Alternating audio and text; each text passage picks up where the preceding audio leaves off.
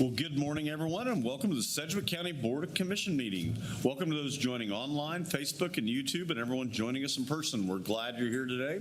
When you walk in, we always encourage you to grab a meeting agenda packet that allows you to follow along with all the items we'll be discussing at the County Commission meeting.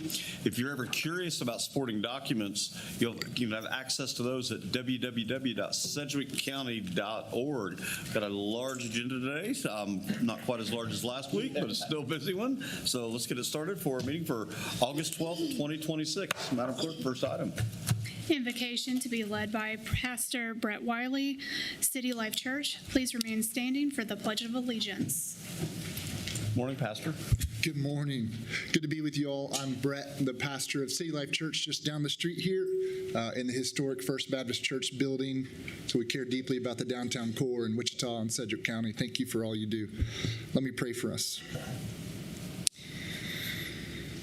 Father, we bow before you today as the God of heaven and earth. We know the cattle on 1,000 hills are yours, so everything in this world is yours. This county is yours, this city is yours, and Lord, we want to steward it well. So Lord, we pray for our leaders today that you give them wisdom and discernment. Pray for each person that's going to speak. Just that this would be a real sense of unity in this room as we desire to see our city and county move forward, Lord, to better honor you. And so, God, we thank you for the new mercies that are true for each individual this morning and the new mercies that are true for our county. So, God, we just submit this agenda to you. We submit this room to you. We submit these leaders to you, asking that you would lead and guide all that's done, that would glorify you. And we pray all these things in the powerful name of Jesus. Amen. Amen. Amen. I pledge allegiance to the flag of the United States of America and to the republic for which it stands, one nation, under God, indivisible, with liberty and justice for all. Madam Clerk, next item, please. Roll call. Commissioner Meister. Present. Commissioner Beatty. Present. Commissioner Howell. Present. Commissioner Wise. Present. Chairman Blueball. Present. Next item. County announcements. Good morning, Nicole. Good morning, Chairman and Commissioners. Nicole Gibbs of Strategic Communications. The revenue neutral rate notice began hitting mailboxes last Thursday. There were over 242,000 notices produced and transmitted. Here's a quick video from County Clerk Kelly Arnold explaining what the notice means. Hi, I'm Kelly Arnold, your Sedgwick County Clerk. If you own a home or business, you probably have received a letter like this from my office. This is a revenue neutral rate notice, and it can be a bit confusing at times. So let me help you understand it. First of all, this is not a tax bill.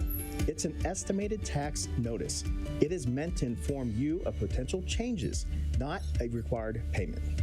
The top section compares your property values from last year to this year. Changes can affect your estimated taxes. Each taxing body, like Sedgwick County, the city, or school district, has a revenue neutral rate. That's the mill levy rate that would produce the same revenue as last year, given the current property values. That column shows your estimated tax for each taxing body, calculated by using your assessed value and the proposed mill levy. These columns compare last year's total to the current proposed amount. If a taxing body like Sedgwick County or the City of Wichita plans to exceed its revenue neutral rate, it must hold a public hearing where you can ask questions and provide feedback. The hearings listed on your notice affect you directly. Again, this letter doesn't require you to do anything. It's just a notice. But here's what I recommend. Check out your assessed property value and compare those numbers from last year to this year. Note which taxing bodies exceed the revenue neutral rate and attend those public hearings. It is your best opportunity to stay informed and have a voice in the taxes you pay. Many of our area's districts are starting their school year this week or next. School safety is a shared responsibility, and Sedgwick County is ready to do our part. In this next video, Sedgwick County Fire District 1 offers bike safety tips for kiddos riding to and from school. Biking is fun and great exercise. If your child is riding to and from school, do your homework on safety. Make sure kids always wear a helmet. It reduces the risk of a head injury by up to 86%. Put lights and reflectors on the front, back, and side of your child's bike so it's easy to see in traffic. Teach kids the rules of the road, including hand signals to stop and turn, riding in the same direction as traffic, and crossing at intersections, not in the middle of the road. Use controlled crosswalks whenever possible. Once kids are ready to ride, choose the safest route between home and school and practice it with them. Explain to children why it's dangerous to talk to strangers along the way, and encourage them to report anything unusual to you or a teacher. It's also a good idea for kids to ride with a friend. There's safety in numbers. For more tips to keep your family healthy and active, visit the Sedgwick County Fire District 1 website.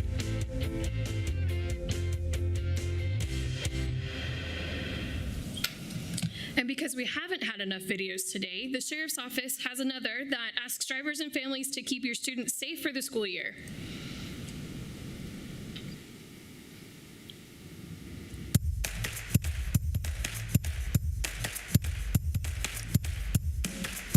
Hi, I'm Deputy Kaylin Eishen with the Sedgwick County Sheriff's Office.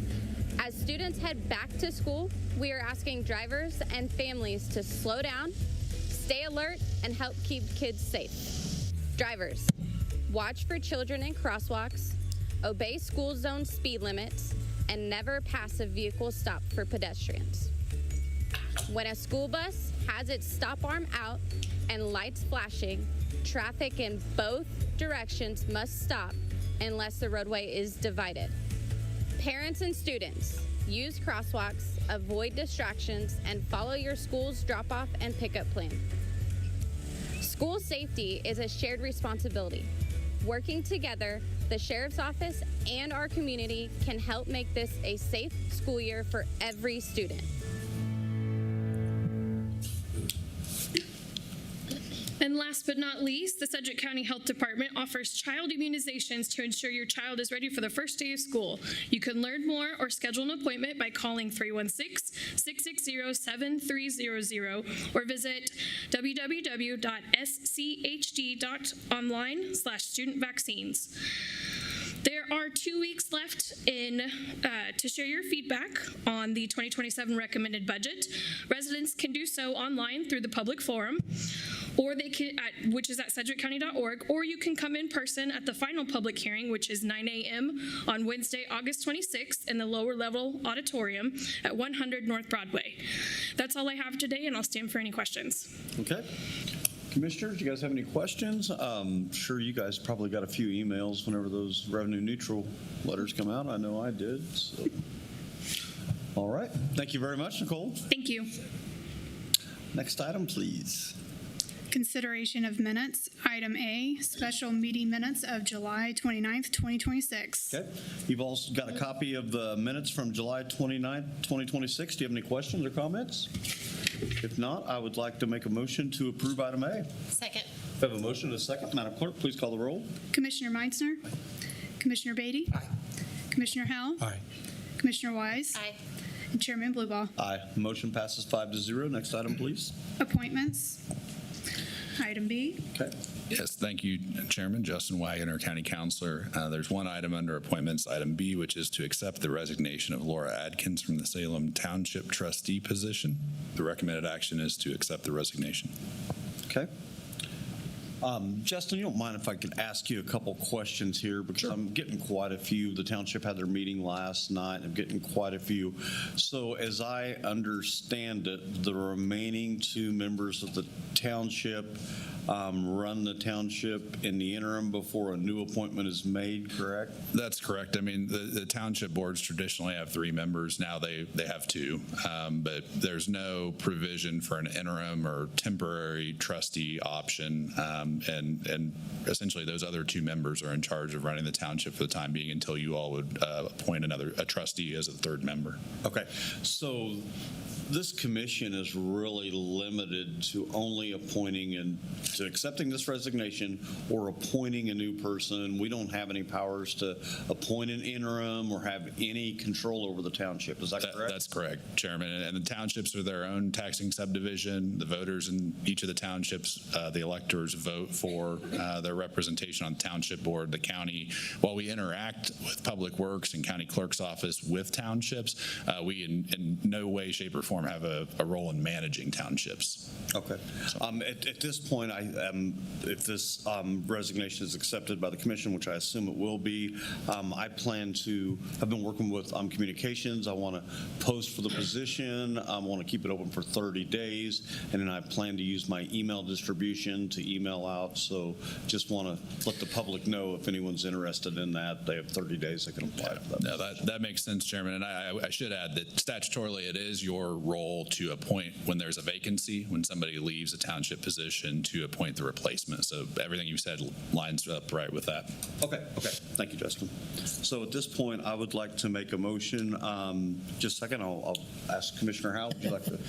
Thank you. And I have just two comments. First of all, I know the commissioner makes a nomination, and the board appoints. Is that correct? That's traditionally how we've done it, is the one or two commissioners whose district includes the township nominate someone. Right, and there's no rush necessarily. You should follow a process. I appreciate the fact that you said you would do that. I've done that before, and when I've had open positions, it worked very, very well. I think it's encouraging the public to step up and see who wants to be in that role. But I just want to say also, with regard to Laura Atkins, she's a great servant leader for her township, and she's done a tremendous job. The roads have vastly improved under her leadership, and she has been serving in that role for a number of years. I just want to say thank you to her for her service. I think she's relocating, so this is probably necessary legally, but she's done a tremendous job in that role. I just want to say thank you to her service. Thank you, Chairman. I'll echo that. Thank you, Laura, for everything that you've done. We realize townships are challenges. They don't have a lot of finances, and they just kind of make things work, and appreciate everything that they do. So at this point, I would like to make a motion to accept the resignation. Second. Okay, we have a motion and a second. Madam Clerk, please call the roll. Commissioner Meissner? Aye. Commissioner Beatty? Aye. Commissioner Howell? Aye. Commissioner Wise? Aye. Chairman Bluebow? Aye, and the motion passes 5-0. Next item, please. Public agenda. We have two folks signed up on the public agenda. I'll call you up, and please state your name and address when you come to the podium. First one is John Crane.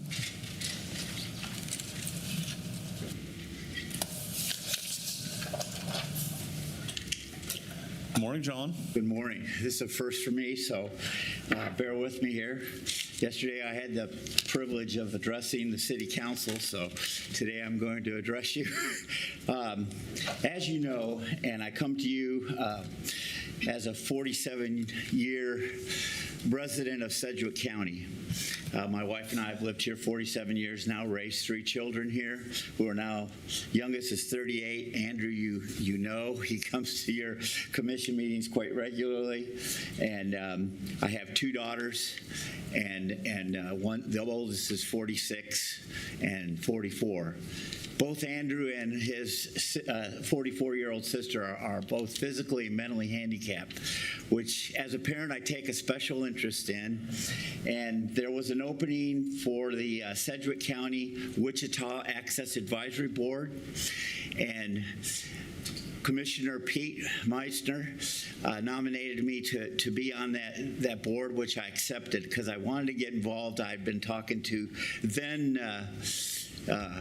chair who used to be a student at Northwest when I served as the SRO there, but he was a good student, so I just remember him because he was a happy student. He's still a happy kid, and I can call him kid even though he's in his 40s. But anyways, while serving on that board, first of all, I've got to apologize to my person who nominated me. I didn't come over much to talk to him at all about what was going on because most of the things didn't deal, of course, with Sedgwick County. It dealt more with the buildings and changes in streets in Wichita and making sure that ADA was in compliance. As you know, one of our engineers wrote up a proposal for a new ordinance which would dissolve the Sedgwick County board and make it just a Wichita board. Part of his reasoning for doing that was our board was too large. I have to agree with him. We had 30 members. But if we counted the members who attended regularly, first I'll say that the people appointed by Sedgwick County were regular attenders. I'm very pleased about that. So you had the number of Sedgwick County appointees came on a regular basis. I'm not going to say that I was not in favor of reducing the board. I was just really upset about the way the city went about it. The engineer informed me that he had talked to all of you, or at least talked to you, Tom, and that you guys were all in favor of this. The problem was this. They did it underhandedly, Tom. I'm sorry, but they didn't come to the Access Advisory Board, ask us for opinions, ask us what we were doing. They knew what we were doing. We were going over and trying to change our I lost the word here. I'm 70 now, and I lose my mind. But anyways, we were changing things. We were working with the city attorney to do that. We were also working at reducing the number of people we had on our board. And so we were in the process. But you think they came and talked to us about that? No. And they knew what we were doing. They knew how we were working on that. Their biggest complaint was we went round in a circle and things kept coming up on the agenda. Part of that reason that they kept coming up on the agenda is we would ask for input from the city about certain items. We would never get any input from engineers and stuff. And so we put it back on the agenda to talk about it once again. And we had topics like snow removal, curb cuts, projects that were putting the new streets in, and why weren't the curb cuts included in that project? And curb cuts benefit everybody. They don't just benefit the people with disabilities. They benefit everybody. So what I guess I wanted to talk to you about a little bit today was the fact that I hope that Sedgwick County will continue to support this Access Advisory Board, whatever means it takes. I was told yesterday that Sedgwick County has completely dropped out of the whole situation, which of course does away with my input on the board. I think I have some valuable input because of my life and stuff, but I hope that Sedgwick County continues to be a part of it. I am very proud of the job that our commission does. You guys are hands down do a much better job. I just celebrated 20 years. That's a buzzer. That my time's up, isn't it? Go ahead and finish your thought if you like, John. Okay, what's that? But anyway, I'll finish my thought here because I just celebrated 20 years from the police department that I spent 25 years with. And, you know, remember, Tom? Those are memories now. And I worked with Mr. Stoltz and enjoyed him. He was an officer when I came on. I looked up to him and so happy to see the things he's done. I agree with him on a lot of things that the county would like to see happen. I don't know why people cannot work together. And I have trouble understanding that because together we're stronger, much stronger. And I think Sedgwick County has the right idea. Okay. There are lots of things that we can put together with Wichita and be much stronger together. First of all, it might help them get out of debt, too. Commissioner Beatty's got a quick question. Is that okay? Yeah, sure. Officer Crane, thank you for being here this morning. We deeply appreciate it. Thanks for your kindness. My question is really I have two questions, one for Justin, one for Tom. I was aware that the city of Wichita yesterday took this up and they deferred it. So, Right. Justin, could you help us clarify, how did the Access Advisory Board, this was a byproduct of a settlement agreement, I understand. What is that? Why do we have it? And how has it changed over time and grown to the 30 some odd seats that doesn't seem to be working well? I'll do my best to explain that, Commissioner Beatty, and if Tom has any other comments, he can chime in. My understanding is that it stemmed out of, it wasn't, I don't know that it was directly as a result of the lawsuit, but I think it was around the same time frame and maybe somehow related there too, that the city of Wichita, again, Sedgwick County was not a party to the lawsuit, never was a party to such a lawsuit, and that the city had formed this. Eventually, the county did join it to where it became a joint access advisory board between the city and county.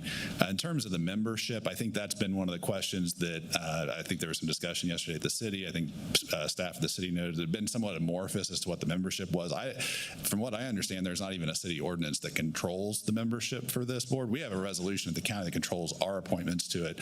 And so it's kind of a weird situation where you have bylaws controlling the membership, which is not really how any of our advisory boards or the cities are set up. And so that's, I think, how it got to be so large, is I think that parties kept being added and having representation in the board. And so that's how it got so large. And I think there was a lot of discussion yesterday at the city about, I think there was almost a consensus from a good share of the people that it probably would make sense to reduce the size of that. But does that answer your question? It does. It helps understand how we arrived at this point. Tom, I guess my question is, I mean, at the county, obviously we have the CDDO, we have aging, we have things that we do, obviously public works, but the bulk of these conversations that take place at this advisory board are city of Wichita. So what is the proposal? How are they going to reframe it to where the county still has a role? We're not abandoning the board, but well, first of all, being sorry, Commissioner. Go ahead, sorry. What was being presented by the city yesterday, the county would have had a presence on that board, one ex officio member, and it would have been somebody from our HR group. So we'd still been involved, though not a voting member. Our intention inside the county was to use our ADA compliance team and stand up. And to John's point, we're not going to the goal here from both sides of the street, city and county, is to serve the ADA population. A, because it's the right thing to do, and B, there's federal law. So our intention was to rescind today, and I'll pull that when we get to consent, was to rescind our part in this joint group, and then we would stand up our own ADA compliance policy and directive, which Adrian Pogue in HR is working on currently. Okay. So that was the intention, it's on the agenda later for consent. My recommendation to the commission is to defer it to where we get this worked out, either with the city or at the end of the day, we want to make sure we're serving the ADA public. John, his family, all the families in this community that require compliance of these laws. And John is correct also, 98% of the issues that come up to the joint board are city of Wichita, and I think it's confusing to some people. Andrew has showed up here a lot. He has many good things to say, but most of the time they're city of Wichita issues. And so I think part of Gary Jansen's strategy over there, and Gary and I talked, was to make it effective and clear to people which side of the street to go on to make complaints, and we have our own internal group here. Okay. Well, that's really helpful context. I appreciate it. And John, thanks again for your comments. It sounds, I'm going to support deferring it so that we can continue these conversations and figure out what they want to do at the city and how we can best be supportive, because you're right. I think the heart of the county, and certainly I'm certain of the heart of the commission, is we want to be supportive of these efforts. We want to make sure that we have a board that is making progress in some of these things and elevating the voices of the public. So that's helpful. Supported. Yeah, I did not feel non-supported, but I will tell you that I learned something yesterday that I did not know anything about, and that is the city made the remark that the county was in charge of running the meeting until they dropped away from that. Well, see, that's part of the problem that we had as a board, was we asked for direction from the city. I don't think we actually came to the county and asked for direction, but with our audio, visual, and stuff that we use during our meeting to have members that cannot attend do Zoom contact and stuff. Well, we had to cancel our last meeting because nobody could help us out with that. And I think, And John, so, and I think that's part of why this has to be restructured to make sure we get some formality as to Justin's points, but actual resolution, not bylaws. thank you for letting me talk about that, and thank you for all your hard work in Sedgwick County. I appreciate every one of you. Thank you. Tom, thank you. Commissioner Howell's got a quick question. John, if that's okay? And I know we can talk a little bit more when we get to item I, and so I may defer some of my comments till then, but one thing you did say was that you'll be off this board. I don't think that's true necessarily. I think what I listened to the meeting yesterday just to find out, what I don't know, find out what would come up in that meeting. If I understand correctly, is they'll have to appoint 7 new members. They could be existing members. It could be any of the 32, or anybody. It could be somebody different.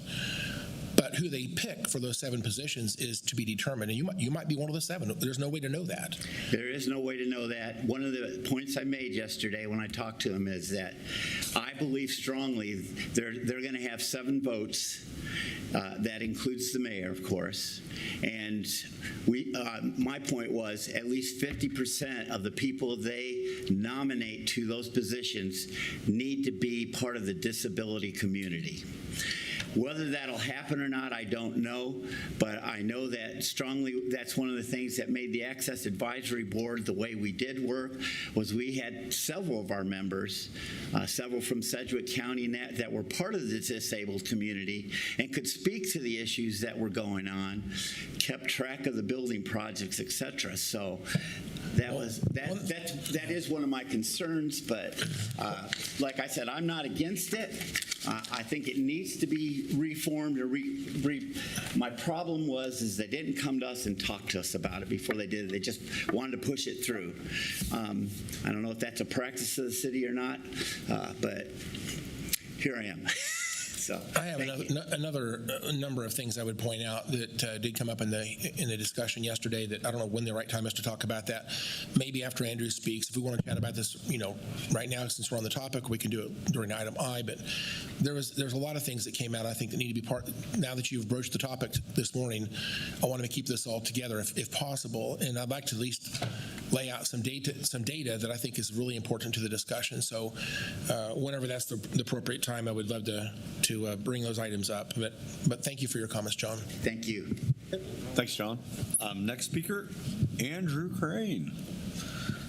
Well, good morning, all. And I just wanted to say thank you. And I've been serving on the Access Advisory Board for nine years. And Tom Stoltz is the one that nominated me, and I love serving on the Access Advisory Board, and getting the issues talked about, and Tom, we have met quite a few times, and that. So I'm hoping that we can get something going, and I still want to be a part of the Access Advisory Board. I still want to serve and help out the blind and disability community. And yesterday in the city council meeting, I stood up there and I said, "Vote no." And I was very, very stern with them. So, so thank you guys very, very much. Thanks. All right. Any questions for Andrew? Okay. Thanks, buddy. Thank you, Andrew. Appreciate you being an advocate. Okay. I would like to make a motion to receive and file public comment. Second. I have a motion and a second. Madam Clerk, please call the roll. Commissioner Meitzner. Aye. Commissioner Beatty. Aye. Commissioner Howell. Aye. Commissioner Weiss. Aye. Chairman Blueball. Aye. Motion passes 5-0. Next item, please. Consent agenda. Morning, Tom. Morning, Chairman and Commission. Tom Stills, County Manager's Office. Recommend approval of consent items C through N this morning. I will pull item I as we just discussed, so recommend approval of everything on that list except for item I. Okay. Commissioners, do you guys have any questions about items C through N with the exception of I? Just to be clear, Chairman, are we going to have a discussion on item I before we, I assume, make a motion to defer? I was going to approve items C through N with the exception of Okay, I. but we'll still talk about I. Yes. Okay, thank you. Okay. Any questions? Okay. I would like to make a motion to approve consent items C through N with the exception of I. Second. I have a motion and a second. Madam Clerk, please call the roll. Commissioner Meitzner. Aye. Commissioner Beatty. Aye. Commissioner Howell. Aye. Commissioner Wise. Aye. Chairman Bluebow. Aye. The motion passes 5-0. At this point, I would like to look at item I. Okay. All right. Thank you, Chairman. I guess the discussion is probably going to be about deferral, and that's totally fine. I don't mind deferring if there's need to do so. Some of the information that came out yesterday, they clarified and validated, I guess, some of the concerns that they've had trouble getting quorum. Again, I think there's 32 members on this board, and they've had trouble getting, I assume quorum was 50% of the membership plus one. And they've had trouble having quorum at some points. They've had attendance issues. Again, I know everybody wants to serve on the board, but that board becomes a little bit ineffective if they don't have people able to attend the meetings for whatever reason. And so that the purpose of the board is to come together and review building challenges and things like that. And unfortunately, if they can't, be essentially, I know they even said they can make recommendations without a quorum, but that in my opinion, kind of defeats the formal purpose of this board. The one thing they said yesterday, and I lost track of this, but there was at least 2 or 3, maybe even 4 different membership lists. They weren't even sure exactly who was on this board, and they weren't certain who the chairperson was. And there was some information did try to go out at least a while back, but apparently didn't get to everybody, and they weren't sure who to send it to because they didn't have good contact information for who they thought was on this board. They found out later on that there were people who think they were on the board but never got notified of the proposal. But there was an attempt made to communicate, but they just didn't have good data exactly who's on the board, and so the information didn't get to everybody that needed to get to. So these are some of the challenges they have of having such a large board, and it has not been managed, I guess, administratively, well apparently for quite a while. One other thing that he did say was they have trouble getting to decisions because there's so many people with so many different opinions. They have trouble getting action items, if you will, voted off that board. What do we agree? What are we advising? The board has trouble, if you will, getting to a conclusion. Which, again, let me use the word effective. I just did because of this discussion yesterday. I started looking. We have 5 commissioners here. Some people said maybe we should have 7. Some counties have 9. There is a county in Kansas that has 12. There is a county, I believe, in Tennessee that has 35. So the question is, what's the right number of commissioners to govern a county? And maybe it's related to the population. Maybe it's, California has incredible population. Broward County, Florida has, I believe, around 10 million people in one county, yet they have a commission of about the same size as this one. So what's the sweet spot for representation at these levels of government? I don't know, but 32 is a pretty large board, and maybe 7 would be more dynamic. Maybe they can meet more effectively and get through the information. Does that provide enough diversity, enough variation of ideas to create good decisions is the question. And I'm just, no offense to either one of you, Andrew and John, you both did a great job this morning, but you're related to each other. Is it smart to have 2 members of the same family? Are they representing different viewpoints, or are they representing maybe the same viewpoint? Could Andrew talk to John, and John could represent Andrew's opinion, or could John talk to Andrew and have Andrew represent John's opinion? I don't know. But they both want to serve on the board, and I respect that. But we're not getting necessarily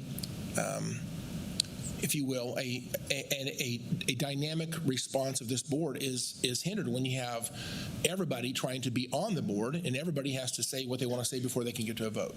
So the board has become a bit ineffective, unfortunately. And then, again, so I would say one of the reasons we want to make this change, I think, is to move this board back to being as useful and dynamic and effective as possible.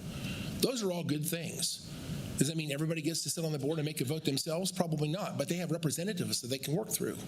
They have public comment. They can speak to the board. And there's ways to have your voice heard and affect the outcome of what this board is recommending to the governing body simply by engaging through relationships and public speaking and working to get your ideas heard through those other processes.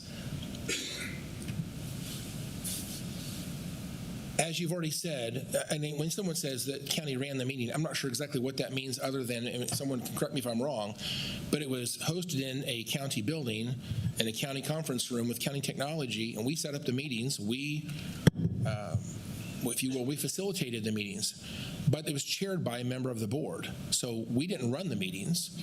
The meetings were ran by the chair. So I want to clarify.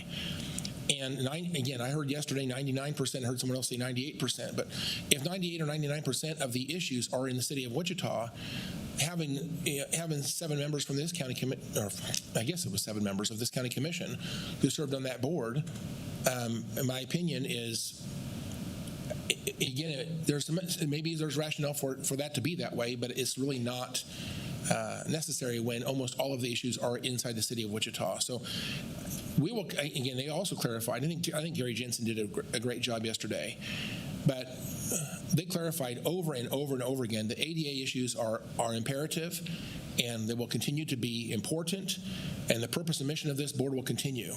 So nothing is diminishing the value of this board. The question is how to make it more effective. And by changing the makeup of this board, I think ought to be focused on the fact that it's going to become much more dynamic, useful, and effective. And I think those are really good things for us to focus on. So we can defer this, but my question is, are we planning to change our position? Again, I would leave this in the hands of Wichita, saying they should solve this problem. If they want 7 members or 14 members, or they want to have outside, members of the different representatives other than elected official appointments, that's up to them to figure out. I don't know why we would defer this necessarily. I'd like to hand the baton to them and say we trust them to figure out the right path to make this the board that needs to be. I trust Wichita to make those decisions. I don't know that we have a reason necessarily to defer this. I'm willing to defer it, but I don't know why we would defer it unless we think we're going to somehow change our opinion that this board doesn't need to be changed. I think the board does need to be changed. So reinvent the board. That's what this is about. And if they want to, even if we were to pass this today, if they wanted to say we want 5 people from the county, they could create the new board and have those positions on that new makeup if that's what they wanted to do. It doesn't change what we have in front of us today. What they have in front of us today is essentially pushing them forward to make the changes that are necessary and trusting Wichita to make those changes. So again, I'm fine with deferring it, but I don't think we really need to do so. Thank you so much. Okay. Any other questions or comments? Would you like to make a motion, Commissioner Howell? No, I don't. I'll support a motion. Okay. Can we get some clarity on, Justin, exactly what is the motion? When it says to rescind our role, give us some clarity. Commissioner Howell's making great points, and rescinding our role or saying, yeah, we're willing to make adjustments doesn't say we won't have involvement in this board. It's just allowing them to shape the city of Wichita, to shape the board and tell us what our involvement needs to be, is my assumption. So Commissioner Beatty, I think what's proposed in the agenda item here would really there'd probably be 2 things that would come out of it if you would approve it. One, it would rescind the county's resolution that establishes our involvement in the current composition of the Access Advisory Board. So there's a resolution last amended in 2016 that lays out how our participation and involvement occurs in that. The other piece would be if the city of Wichita would adopt something like they're doing, they're contemplating making, as Tom mentioned, the ADA coordinator at the county an ex officio non-voting member of that board. That action would not require any, if it had been approved yesterday by the city council, council, or if it would be approved in the future, would not require any Board of County Commissioner governing body action. It would just simply be, we would have a seat at the table during their meeting. So there would still be some county involvement. But this resolution, Commissioner Howell, I think is correct that if the will of the board was to approve the resolution, what the city has in mind could still go forward. It would not necessarily impede that. I believe they deferred it until October 6th, is my recollection, is when the city deferred their item to. Okay, that's helpful. I would say everything Commissioner Howell just said, I agree with. I would also acknowledge that I am perfectly okay with reframing and reshaping this board. Perfectly okay. In fact, I think it's needed and necessary.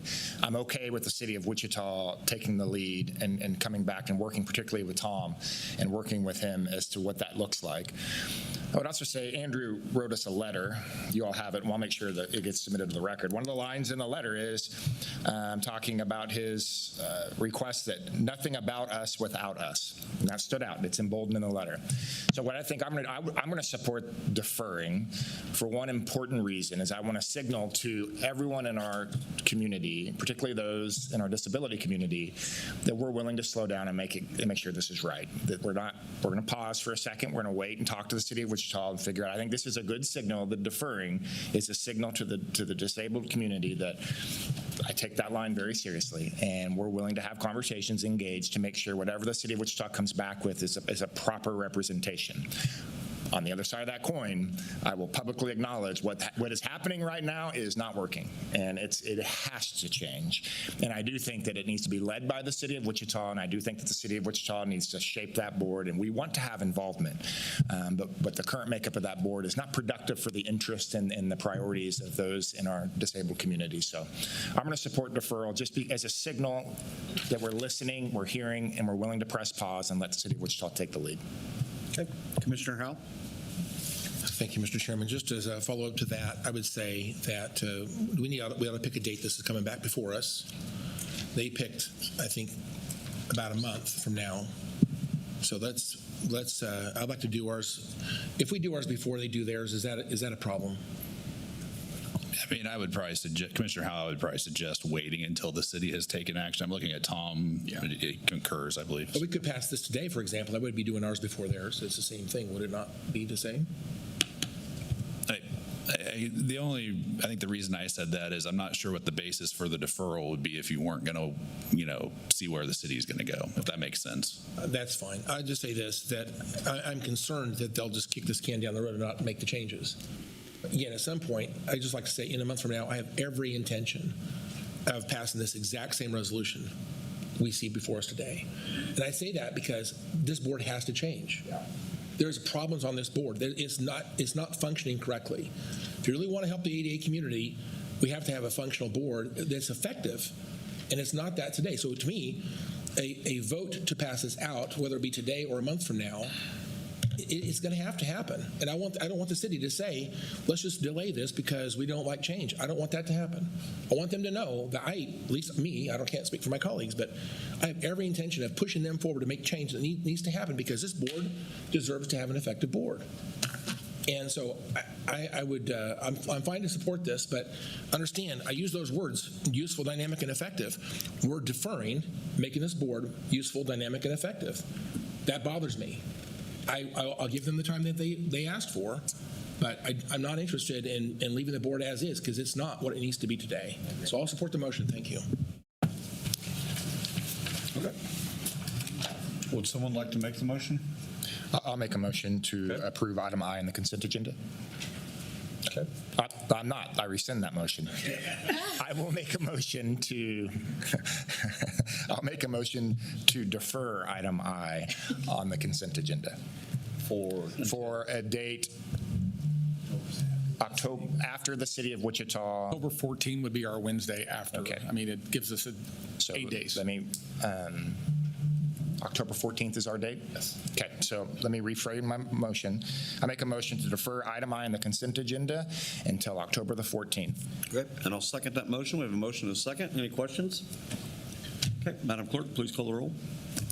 Commissioner Meinster? Aye. Commissioner Beatty? Aye. Commissioner Howell? Aye. Commissioner Wise? Aye. Aye. Motion passes 5-0. Next item, please. New business, item O, report of the boards and bids and contracts regular meeting on August 6, 2026. Morning, Joe. Good morning, Mr. Chairman and Commissioners. Joe Thomas, Purchasing Director. The Board of Bids and Contracts regular meeting of August 6. We have 9 recommended items for your approval. Our first one is the jail annex technology upgrades for project services. This recommendation is to accept the quote from Securitas Technology Corporation, and that's in the amount of $124,679.56. Item number 2 is the Axon Body Camera and Fleet 3 systems for the Department of Corrections. This recommendation is to utilize the Omnia Partners Contract 3544-21-4615 with Axon Enterprise Incorporated, and that's in the amount of $473,485.69, and that covers a term period of 120 months.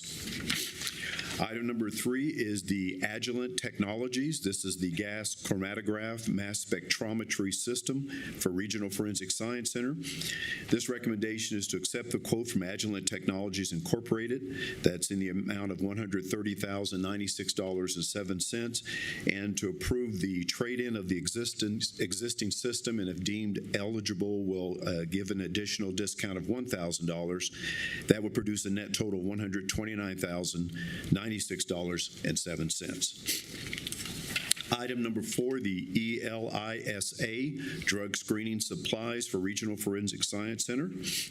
This recommendation is to accept the pricing from Alaire San Diego Incorporated, doing business as Immunoanalysis Corporation, and that's at the discounted price rates for drug screening kits listed and discounted pricing for other products that may be required.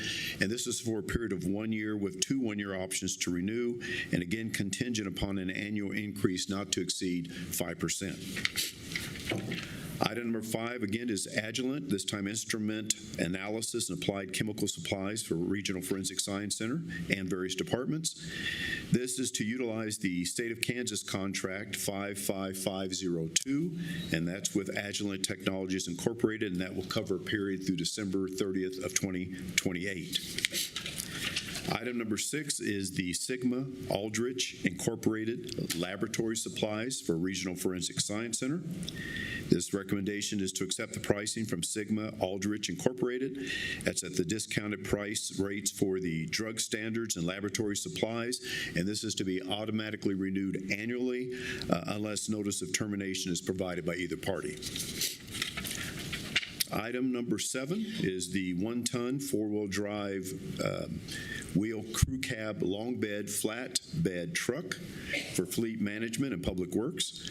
This recommendation is to accept the bid from EMAG Lebanon FDL LLC. They're doing business as Ed Morse Ford Lebanon in the amount of $84,952. Item number 8 is the 3/4-ton regular body cargo van. This is for fleet management and animal control. This recommendation is to accept the low bid from Don Hatton, and that's in the amount of $98,950. Our final item, item 9, is the on-call veterinarian clinic services for the health department. This recommendation is to accept the proposals from Veterinary Emergency and Specialty Hospital of Wichita. They're doing business as VESHW, and Julianne Evans, DVM, who's doing business as the Ark Valley Animal Hospital. It's at the rates listed, and that covers a period of 2 years with 3 one-year options to renew. I'll be happy to answer any questions you may have and recommend approval. Okay. Commissioners, do you have any questions? Okay, Commissioner Howell. Thank you, Mr. Chairman. Just curiously, on item number 2, is this the first time we've had these body-worn cameras? This is for the juvenile facility operations. That's what it says in the background there. Is this the first time we've done this here? I think they have some in-house stationary cameras, but I'll let Mr. Mario Salinas provide more information.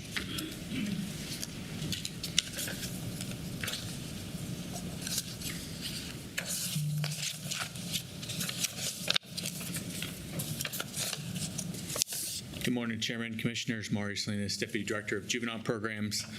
We've used Axon body cameras for about 4 years now. So we're coming up on the 5th year now.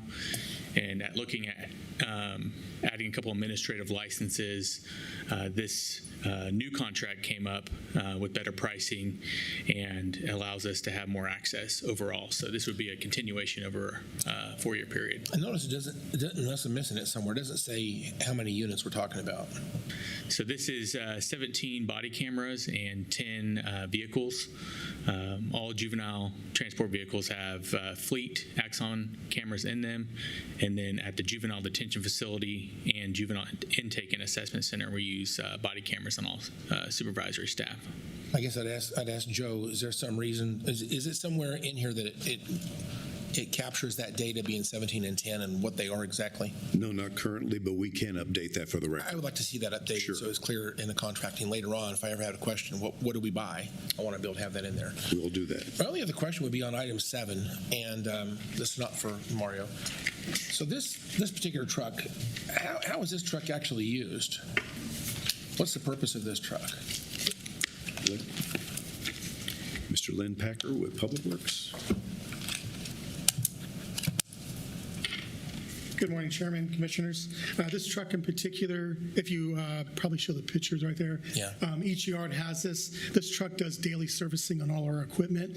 It provides fuel, oil, gas, grease. It also has the tools to do those maintenance jobs. We also use this truck for hauling some of our smaller equipment to other jobs throughout the day, as well as some staff members as well. So considering the age and the mileage, I can see it could be replaced, but I'm just thinking this is not like it's an emergency vehicle. I'm sure it's been well maintained. I would say, is there a compelling reason that we can't just make this truck last a few more years, considering it's probably in pretty good shape, and because it's county vehicle, it's been well maintained, and the type of job that it's doing, frankly, it's not like it's an emergency response vehicle. So I guess I would just wonder why we can't maybe not do this right now. On the current fleet management point system, we've acquired 18.6 out of 20 points maximum for replacement. It's got over 120,000 miles on it. And like I said, it is a work truck for us. And every time these are done, we need to pull another truck from another yard to be able to service the equipment for going across county to be able to service those vehicles. So this is a very important vehicle that we do try to maintain as well as possible. But it is due for replacement, and we do wish to replace it at this time because of the increase in maintenance. That this vehicle in particular is needing, not to mention the fact that it services all our other equipment. Okay,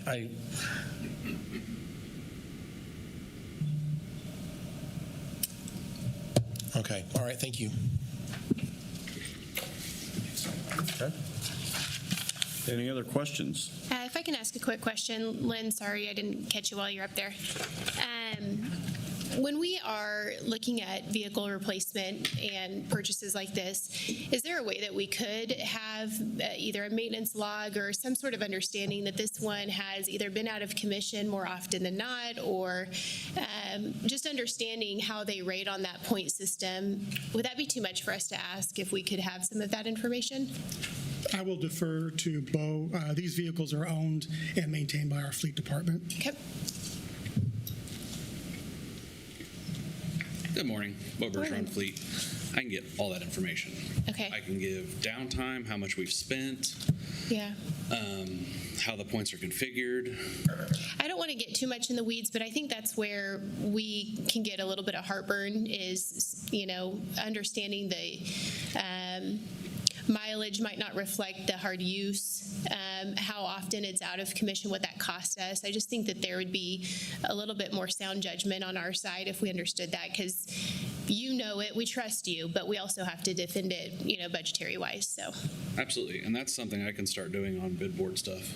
Okay. Again, not too much in the weeds, high level. And just a note, the picture of this truck is one of our new ones. We were using it as an example of what we would like. Very good. Thank you. Okay. Just as a follow-up to that, can you just confirm how much of this point system is based on year and mileage? So 5 points are for year, 5 are mileage, and then 10 are maintenance. So a total of 20. So based on this 18.6, you would say this has been a fairly unfaithful vehicle to replace? Well, it probably started out as that, but it's fairly old, so as time goes. So eight of those points would be for maintenance. I would like this to, I'll probably support this today, but I think we ought to have a staff discussion perhaps a little bit more about this thing. The microphone's off. A staff discussion about this might be something we ought to talk about how this works. So again, I think all the commissioners understand how this works. Yeah, it's been a minute since we crafted a policy. It was 2017, 2018, somewhere in there where we created the point system Bo just described. And when vehicles reach certain points, the algorithm calculates all that in, gives us a number at the end to determine. Probably time to go over that again if the commission wants to make any modifications for that. Thank you. Okay. Any other questions? If not, I would like to make a motion to approve the recommendations of the Board of Bids and Contracts. Second. We have a motion and a second. Madam Clerk, please call the roll. Commissioner Meister? Aye. Commissioner Beatty? Aye. Commissioner Howell? Aye. Commissioner Wise? Aye. Chairman Blueball? Aye. Motion passes 5-0. Next item, please. Item P, ZONE 2026-00021, zone change request in the county from RR Rural Residential District to GC General Commercial District, generally located on the southwest corner of West 55th Street South and South 375th Street West. Okay. Morning, Scott. Good morning. Scott Wadle from the Planning Department, here to present this item. So as you heard, the applicant is requesting to rezone the subject site from rural residential to GC general commercial. This item is being heard today because it's been protested. In terms of the request, the applicant has indicated they're requesting the zone change in order to allow for vehicle storage yard on the property.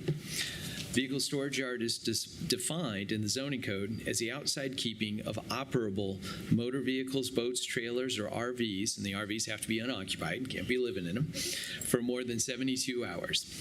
This does not include wrecking or salvage, so this is very different from that. These are all have to be operable. In terms of the property, as you can see here, the site is located at the southwest corner of 55th Street South and 375th Street West. The subject site is a portion, it's 5.74 acres, and it's a portion of a larger 18.7 acre parcel. It's zoned rural residential, which is shown here, and it's currently undeveloped and in agricultural use. In terms of context, all of the properties surrounding this one are zoned rural residential and in agricultural use. So I'll just flip back and forth a little bit so you can see those. In terms of the staff report provides additional information about the difference between vehicle storage yard in rural residential and general commercial districts, development standards for a vehicle storage yard, and also the recommended protective overlay that is coming to you from the MAPC. So a number of conditions that are recommended. In terms of review, on June 25th, the MAPC considered this application and they recommended approval. The vote was 11-0. I believe it was taken on consent and there were no comments from the public regarding this case. Now, one protest was received for this case. The protest constitutes 11% of the protest area. Therefore, it's underneath the 20% threshold. So therefore, the Board of County Commissioners can approve the zone change with just a simple majority of 3 of 5. In terms of recommendation, the recommendation coming to you from the Planning Commission is to adopt the findings that they made, approve the zone change request with the protective overlay, authorize the chairman to sign the resolution, and authorize the resolution to be published. And that again would require just 3 out of 5 votes. Alternatives include the following. As always, you can override the MAPC's recommendation, make alternative findings, and deny the application. That would require 4 or 5 because it would be an override. Or you can return the case to the MAPC for additional consideration with a statement specifying the basis for the board's failure to approve or deny the application. It would require just a simple majority of 3 of 5 votes. So with that, I'll take you through some of the images and graphics. And then, but before I do, just a quick note on attendance. I'm not sure if the applicant is here thank you, sir. So the applicant is here. So I'll take you through some of the images and graphics. So here's the map from the comprehensive plan showing the urban growth areas. So you can see it's outside of any urban growth areas. This is a similar map. It's the map of urban area of influence from the zoning code, and it's outside the urban area of influence. The Wichita Growth Concept Map, it's way outside of the city of Wichita. Here is the graphic that was submitted along with the application showing the subset of the larger parcel. And then here's the protest map. And a note on the protest is that there is an attachment in your packet. I believe it's a letter or a document that was submitted by the individual who protested, indicating their concerns. So here are some photos and images from the surrounding area. And with that, I'll stand for any questions. Okay. At this time, I want to ask each commissioner if you've had any ex parte communications. I have not had any ex parte communication. Likewise, I've had zero ex parte communication. And I've had no ex parte communications either. I have not had any ex parte communications. I've also had none, thank you. Okay. Commissioners, do you have any questions? I do, if I can start. Is it a part of the application process, or do we know what the intended use of the vehicle storage is, or could we invite the applicant maybe to explain that if that's not included in our packet here? Our understanding is that they do want to store vehicles there. In terms of more specifics, I'll defer to the applicant. And the reason why is because there just simply wasn't any conversation about that at the MAPC. Okay. Hello. Hello. Thanks for coming. Thank you for the invite. So this will be for a storage facility. We're going to be working with doing it by acres. So we'll start off with the first acre and then move to the 4-acre final. Okay, and this is outdoor storage, you're not building storage At this time, it's just going to be outdoors. Okay. I don't know I kind of want to test the area, see if it's even possible to have a company out there. Okay, so this will be used for a business purpose. Okay. Okay. That was really all the clarification I needed. Sorry, I don't know if any other commissioners have questions for you, so you might hang out. Okay. Commissioner Howell. Thank you, Chairman. I see this is about a 18.7 acres. How many vehicles do you plan to have on the property, roughly? What's your maximum? I think estimated was 40 per acre at 4 acres. So it would be 160 total vehicles. Okay, very good. Is there going to be any type of fencing around this? We are planning on doing full privacy fencing up to 8 feet tall. I haven't fully determined kind of the look of it, but it's going to be either the plastic or the wooden panels. That's what Did you say up to 8 feet, or did you say it would be 8 feet? It would 8 feet, yeah. And I'll ask Scott in just a minute, but does this require an 8-foot privacy fence around is that part of the requirements on this? Our standard per the zoning code is 6 to 8 feet, so there's a little bit of flexibility. Very good. And in terms of signage, you plan on having any signage out there? I plan on having one at the corner, but not a huge sign, but probably a 20-footer sign. And this has all kinds of setbacks and stuff because this is a corner lot. I believe the setbacks are 50 feet from both access roads. Okay, and I want to make sure that privacy fence doesn't block visibility around that corner. Yeah. I will be living next to it, so obviously I want it to look good. Okay. So I also plan on looking at, where the best setback portion. So there'd be no type of services there in terms of like electricity, plumbing. Electricity, maybe. I thought about doing plug-in, so where people with RVs for long terms can plug in, but that isn't until further down in the process. Okay. And in terms of like any type of any other services, like there's not going to be a sanitary sewer for RVs to do dumping or anything like that. Okay. I don't have any other questions. Thank you. So we kind of jumped into the public hearing, so I now want to open the public hearing. If you would please state your name and record. My name is Name and address for the record. Nicholas Banks, and I live in 8528 West Mississippi. Okay. And now you have 5 minutes to discuss anything you would like to discuss. I will be living beside the property. It's going to be, my future house will be to the west of the property. So obviously, like I said earlier, I want it to look good. So I definitely consider the neighbors in my area. I have talked to a few of the neighbors. That lot was currently for sale at the time, so I haven't been able to talk to the new person. But everyone else seems to agree that they're okay with it as long as it looks presentable. I do kind of want to make it look as nice as possible. But other than that, I don't. So this is my first time, so I don't know exactly what to inform. Okay. Commissioners, do you have any other questions for the applicant? Okay. Thank you. Would anyone else from the public like to come up and speak? If so, you have 5 minutes. Please state your name and address. Anyone like to speak? Okay. I'll bring it back to the bench. Commissioners, what questions are?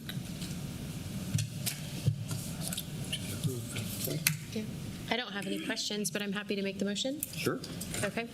I'd like to make the motion to approve the zone change with protective overlay number 487, follow MAPC recommendation.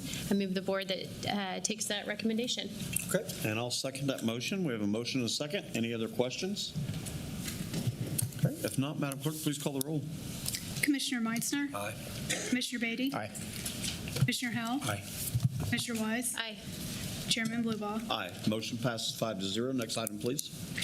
Item Q, CON 2026-0038, conditional use request in the county for recreational and entertainment on property zone for RR Rural Residential District, generally located on the south side of West 53rd Street North, 1/4 mile west of North Ridge Road,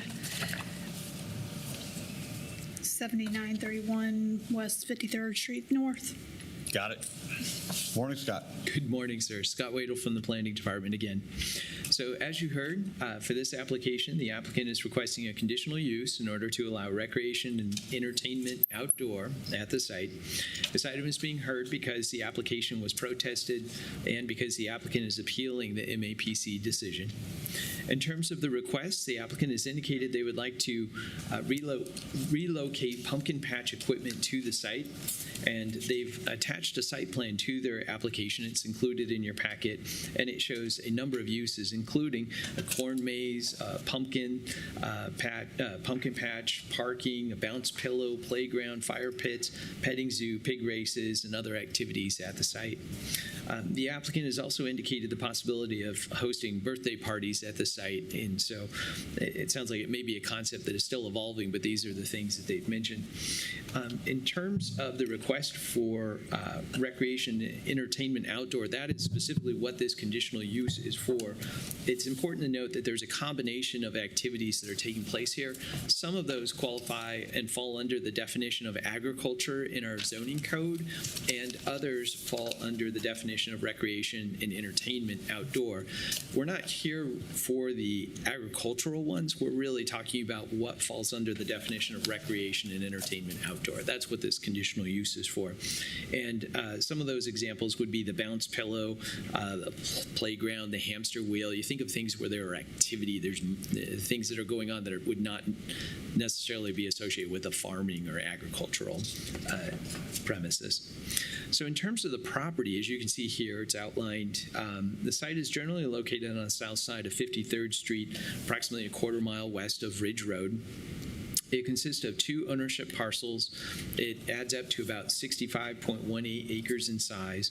It's currently zoned rural residential, and it's currently developed with a house and agricultural related buildings. So there's a barn on there and some sheds. In terms of context, and I'll go ahead and flip to the zoning map here, properties to the south and east of the subject site are zoned to SF20 and rural residential and are undeveloped or in use for single-family dwellings. Property to the west is within the city of Mays and is undeveloped but intended for low-density residential uses. Properties to the northwest are zoned rural residential and in agricultural use. And then properties to the northeast are within the city of Mays and developed with commercial uses. And so when I flip to the zoning map, you'll see areas where there's white. Those are areas that are in the city of Mays, and we're just not showing their zoning classification because we just generally do not do that. But just note that it is zoned in the city of Mays. In terms of the staff report, the County Commission staff report provides additional information about the use definitions, supplementary use regulations that would apply, as well as a history of a prior application that did not go forward because there were some things that needed to be addressed with the ownership list and notifications. My understanding is that the extent of the notification that needed to be addressed was really about one property that did not receive notice, and so that was cleaned up as part of this latest application. Also, a quick note about the MAPC staff report. That on the Monday prior to the MAPC meeting, the Planning Department published an updated staff report with additional conditions for consideration by the MAPC. It's not a common practice, so I wanted to note that. But as the planning director, I felt like it was important to be able to provide additional options for the MAPC to consider, and hopefully it was helpful for them. And I also wanted to make sure that it was available for the public and for the applicant to see ahead of time as well. So just a quick note about that. In terms of review, on June 25th, the MAPC held the public hearing for this item and recommended approval of the request subject to a number of conditions, and the vote for that was 7-4. 6 members of the public spoke in opposition to the request with concerns about noise, drainage, and traffic. The applicant and their agent were present at the hearing. During the discussion, they requested later hours of operation. Below are some highlights from the recommended conditions that are coming to you as a recommendation from the MAPC. One of them is that all the lighting shall be downcast and not encroach into neighboring properties. There's also a limitation of 15 feet in height. Another is that the applicant would submit a site plan for review and that it would have a number of different things on there, including dimensions, number of labels, identify circulation, etc. One that's been a topic of discussion is that the recreation and entertainment outdoor uses would end by 8 p.m. Sunday through Thursday and midnight Friday and Saturday, and that no recreation or entertainment outdoor uses would begin before 10 a.m. on any given day. Likewise, there's also another one that setbacks would be 150 feet, that any recreation and entertainment outdoor facilities would be set back a minimum of 150 feet from the south and west property lines. And then also, final one that I'll note here is that subsequent changes to the recreation and entertainment outdoor facilities on the site plan would be considered an amendment to the conditional use and would require review by the Planning Commission. So, so there's a number of conditions. Those are the ones that I wanted to highlight just because they've been part of the conversation. As was noted earlier, the applicant submitted an appeal, which has been included as part of the attachments with the materials for this case. In addition, 2 valid protests were received. The protests added up to 8% of the protest area, so it doesn't exceed the 20%. So therefore, a simple majority can approve the conditional use. In terms of the recommended action coming to you from the MAPC is that the County Commission adopt the findings of the MAPC, approve the conditional use request, authorize the chairman to sign the resolution, and authorize the resolution to be published. Alternatives include the following. You can override the MAPC, adopt alternative findings, and deny the application, and that would require a 2/3 majority of 4 or 5 votes. Likewise, you can also override the MAPC, adopt alternative findings, and approve the application subject to modified conditions. That would require 4 out of 5 votes because it'd be an override of the MAPC. Or as always, you can return the case back to the MAPC with a statement specifying the basis for the failure to deny or approve, and that would require just a simple majority, 3 out of 5 votes. So I'll take you through some of the images and graphics here. So here again is the site that's outlined. Here's the zoning map that was described earlier. Here's the map from the comprehensive plan showing the future growth area concept for Wichita, showing agricultural. This also is from the comprehensive plan showing the urban growth areas. It is in the Wichita urban growth area. Here is the map from the zoning code. It's the urban area of influence, shows that it's outside the urban area of influence for any city. And then here's the protest map, again showing the 2 protests that added up to 8%. Looks like there were some other protests which were a little ways away, so we've created a map for that. And then here's the site plan that was included as part of the application. Photos of the site and the surrounding area. I'll go through those pretty quickly, but we can always bring those back up if needed. Okay, and with that, I'll stand for any questions. Okay. At this time, I'd like to ask the commissioners if they've had any ex parte communications with the parties. I have not had any ex parte communication. I have had ex parte communication with the applicant, the applicant's agent, also with people that have filed opposition. I've talked with them. I remain open-minded in facts of this case, in this hearing. I have had communications with the owner and the applicant's agent.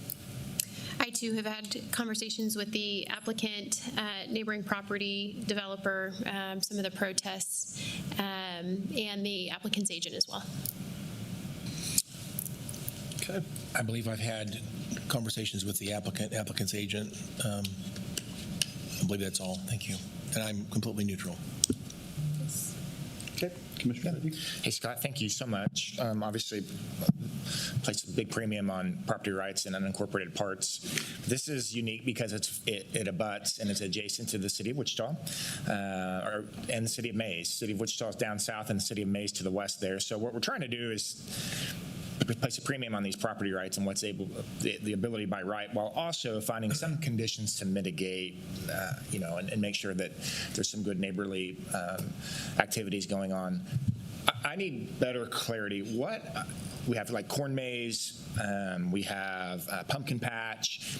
What can they do by right now of the intended uses that they've declared in the application? Sure. I'm going to go back to the site plan because it helps identify some of the uses. So, and this is going to come down to definitions, of course, and which category it falls into. So they can do, I believe, the corn maze, the pumpkin field. They've got petting zoo that's over there. I'm going to look to JR just to make sure I'm on the right track with this. So there are a number of uses, maybe even the fire pit. It's a little bit easier to talk about what are the things that require the outdoor recreation because those are really kind of the active things. Okay. So we're talking about the playground, the bounce pillow. I think the hamster wheel, if it's kind of what I think it is. I'm thinking of kids running around in a wooden wheel or metal or something. But so there's a number of things that they can do on the agricultural side, and that's by right. In the zoning code, it basically says those are permitted by right if it's agricultural. It's the recreation and outdoor entertainment that requires the conditional use. Okay, can you help provide some clarity on agritourism and the exemption? I don't know if you're the right one to do it or if Justin or Kirk are the right ones to do it. Yeah, I'd prefer to defer to legal on that one. And Commissioner Bay, I'll let Kirk address that. Good morning, Kirk Sponsel, Deputy County Councilor. So agritourism is a concept that is recognized in some of our state statutes.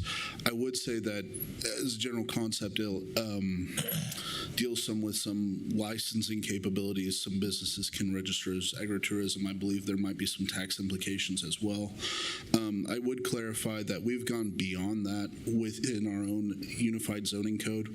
We do specifically define agricultural uses, and within that, we say within our unified zoning code that, hey, if those agricultural uses are being applied, we're actually not regulating those by our own standards. Okay, that's helpful. Okay, this is unique because it's a mixed-use application, so there's several things going on here. But okay, I think most of the questions I'll have really will be for those in public comment and for the applicant's agent. So that's all I got right now. Okay. And I got just a couple questions here, and I did want to add on, even though I've had discussions, I do remain open-minded with this, but I do want to ask, all these lots that are adjacent on the east side, there's no No one's built there yet, right? That's just future development, is that correct? Our aerial images are usually maybe about a year or so old, maybe at the most. So at this time, I'm not aware that those have been built, and that was discussed at the MAPC meeting, and my recollection is that immediately to the west, those have not been built yet. Okay, that's what I thought. Commissioner Howell. Thank you, Chairman. Just if this was not approved today for some reason, the applicant can do basically everything they've talked about, but they actually would have no requirements for things like the parking lot, for example. They could have people parking on grass, I would assume, at that point. If they have agritourism, for example, could they just have people come in and park on the dirt? Or could they have some light poles and have them cast some light, for example? This talks about light poles, but not pointed at the neighborhood to the west, for example. So a question would be, could they have a light pole if this wasn't approved and they were just doing agritourism, at a corn maze, for example, or whatever? Could they not be doing some of the very same things that right now are regulated in this proposal, but they would not be regulated if this was not approved? I'm going to defer to the zoning administrator, JR, on this one, because it comes down again to interpretation about which definition it falls under.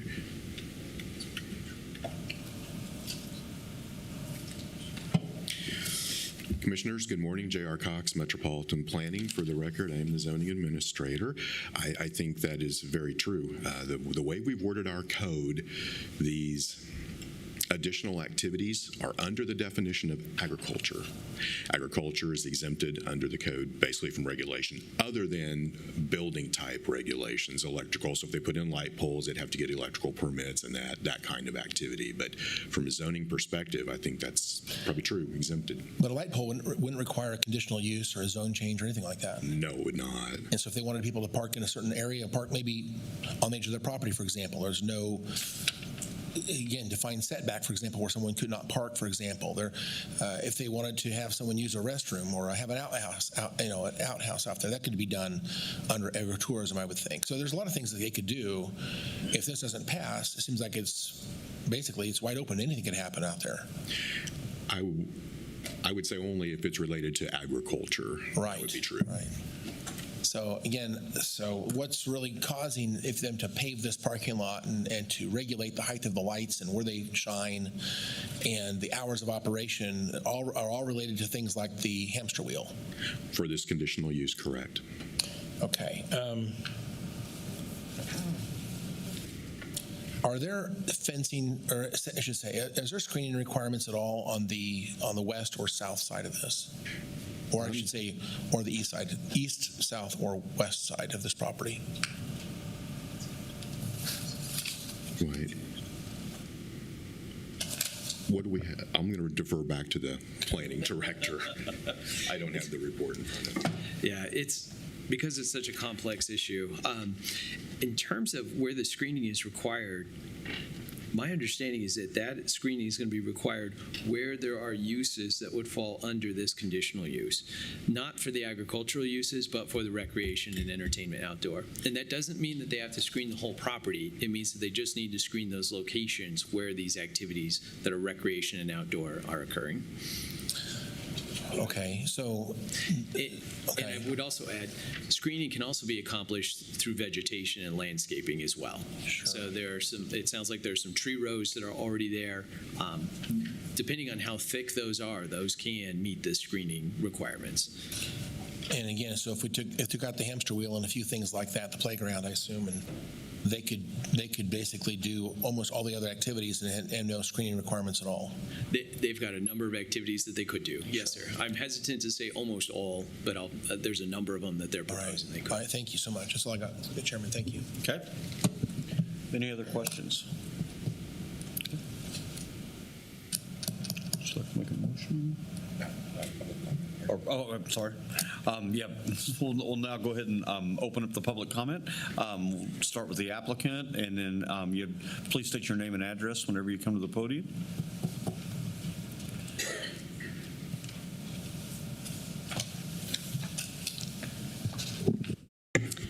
Kim Edgington, PSC Consulting, agent representing the applicant 144 North Topeka, Wichita, Kansas. Thank you for the opportunity to try to clarify some of it. It is kind of a complicated case. Director Wadle spoke of the additional conditions that were submitted by staff on the Tuesday before the MAPC meeting. Those included conditions that are really inconsistent with similar types of uses throughout the county. Specifically, the hours of operation were one of the things that we found to be inconsistent with other similar types of operations, and therefore that was the basis of our appeal of the decision of the MAPC, and we submitted some requested changes to the commission in the form of a memo that hopefully you received, that we directed to Director Wadle on July 9th. So that has some conditions that we would ask the commission to adjust that would allow for some greater hours of operation, that would also allow for some lighting that is around an existing arena, that those light standards be allowed to be a little bit higher, because lighting an arena with 15-foot lights is not really going to be possible. And also adjusting the setback in the area of where that arena is. The Planning Commission, MAPC, did ask for a 150-foot setback, which we are agreeable to in all of the other areas except for that arena. So as Commissioner Howell pointed out, there are a lot of activities that could happen on this property without the protections of the conditional use. This conditional use does incorporate a lot of protections for the neighbors. There are greater setbacks. We will maintain the significant landscaping buffers that are already in place, the tree rows. It is our intent to keep those in place and give as much protection as possible to all of the neighbors, so that screening does already exist. This is a family-owned business. This family has been part of the Mays community from its founding. So these property owners have a very vested interest in keeping this property in the family, but also making it something that really is a benefit to the community as a whole. It's a very unique offering. They did acquire most of the equipment that will make up this project from a previously operating pumpkin patch type business on 119th Street. That was a business that was operating just by right without any special conditions. And there is a history on this property of very similar type uses. There's been an arena, there's a racetrack, there have been, admission charged to come, for horse races and horse events. So this is really not out of character with what has happened in the past on this. And it's a great transition with a new young family, and can really provide something that the community is going to enjoy and get. There's a lot of education components about it. The opportunity to bring field trips and expose children to something that they don't necessarily see, that they don't know where their food comes from and how it gets to them. So overall, the conditions that we are requesting in our memo of July 9th, along with what the Planning Commission has recommended, provide some really good protections and really nails this down, buttons this down, so it isn't just a free-for-all as it could possibly be without without even having to come before you. So we respectfully request that you would look at that July 9th memo, incorporate those requests into your motion for approval, and I would be glad to stand for any questions that you might have. Commissioners, do you have any questions? Commissioner Betty? Yeah, Kim, thank you so much. Appreciate it. a few questions. Obviously, when we start talking about trying to use conditions and the conversations around noise and lighting and hours and setback and screening, all of this, we're trying to land the plane in a way to where we can make sure everybody's somewhat pleased with what we're doing here.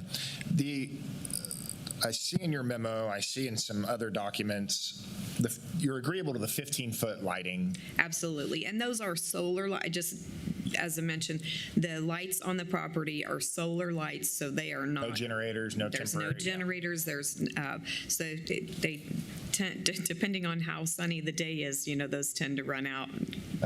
We've talked about solar a lot from up here, so right. we I fortunately got to miss that meeting. Lucky you. But the only exception requested is the existing lighting that's in the horse arena now. Right, for those to be 25 feet. Okay, is that a part, does that need to be carved out in this conditional use? Do we need to, or that's an existing, is it part of the conditional use? Just want to make sure, I don't think there's opposition of the current lighting. We just wanted to make sure that because the MAPC recommendation was very clear about the 15-foot height limitation, that there would be an exception. And those 25-foot light poles now, they're existing now, correct? Or are they proposed? They are not there now. Okay. They have been in the past, some of them, but they're not necessarily functioning. But there's no opposition to the horse arena piece of this. Yeah. I just want to make sure that we're creating enough that the end product, everyone has clarity of exactly what is or isn't permissible.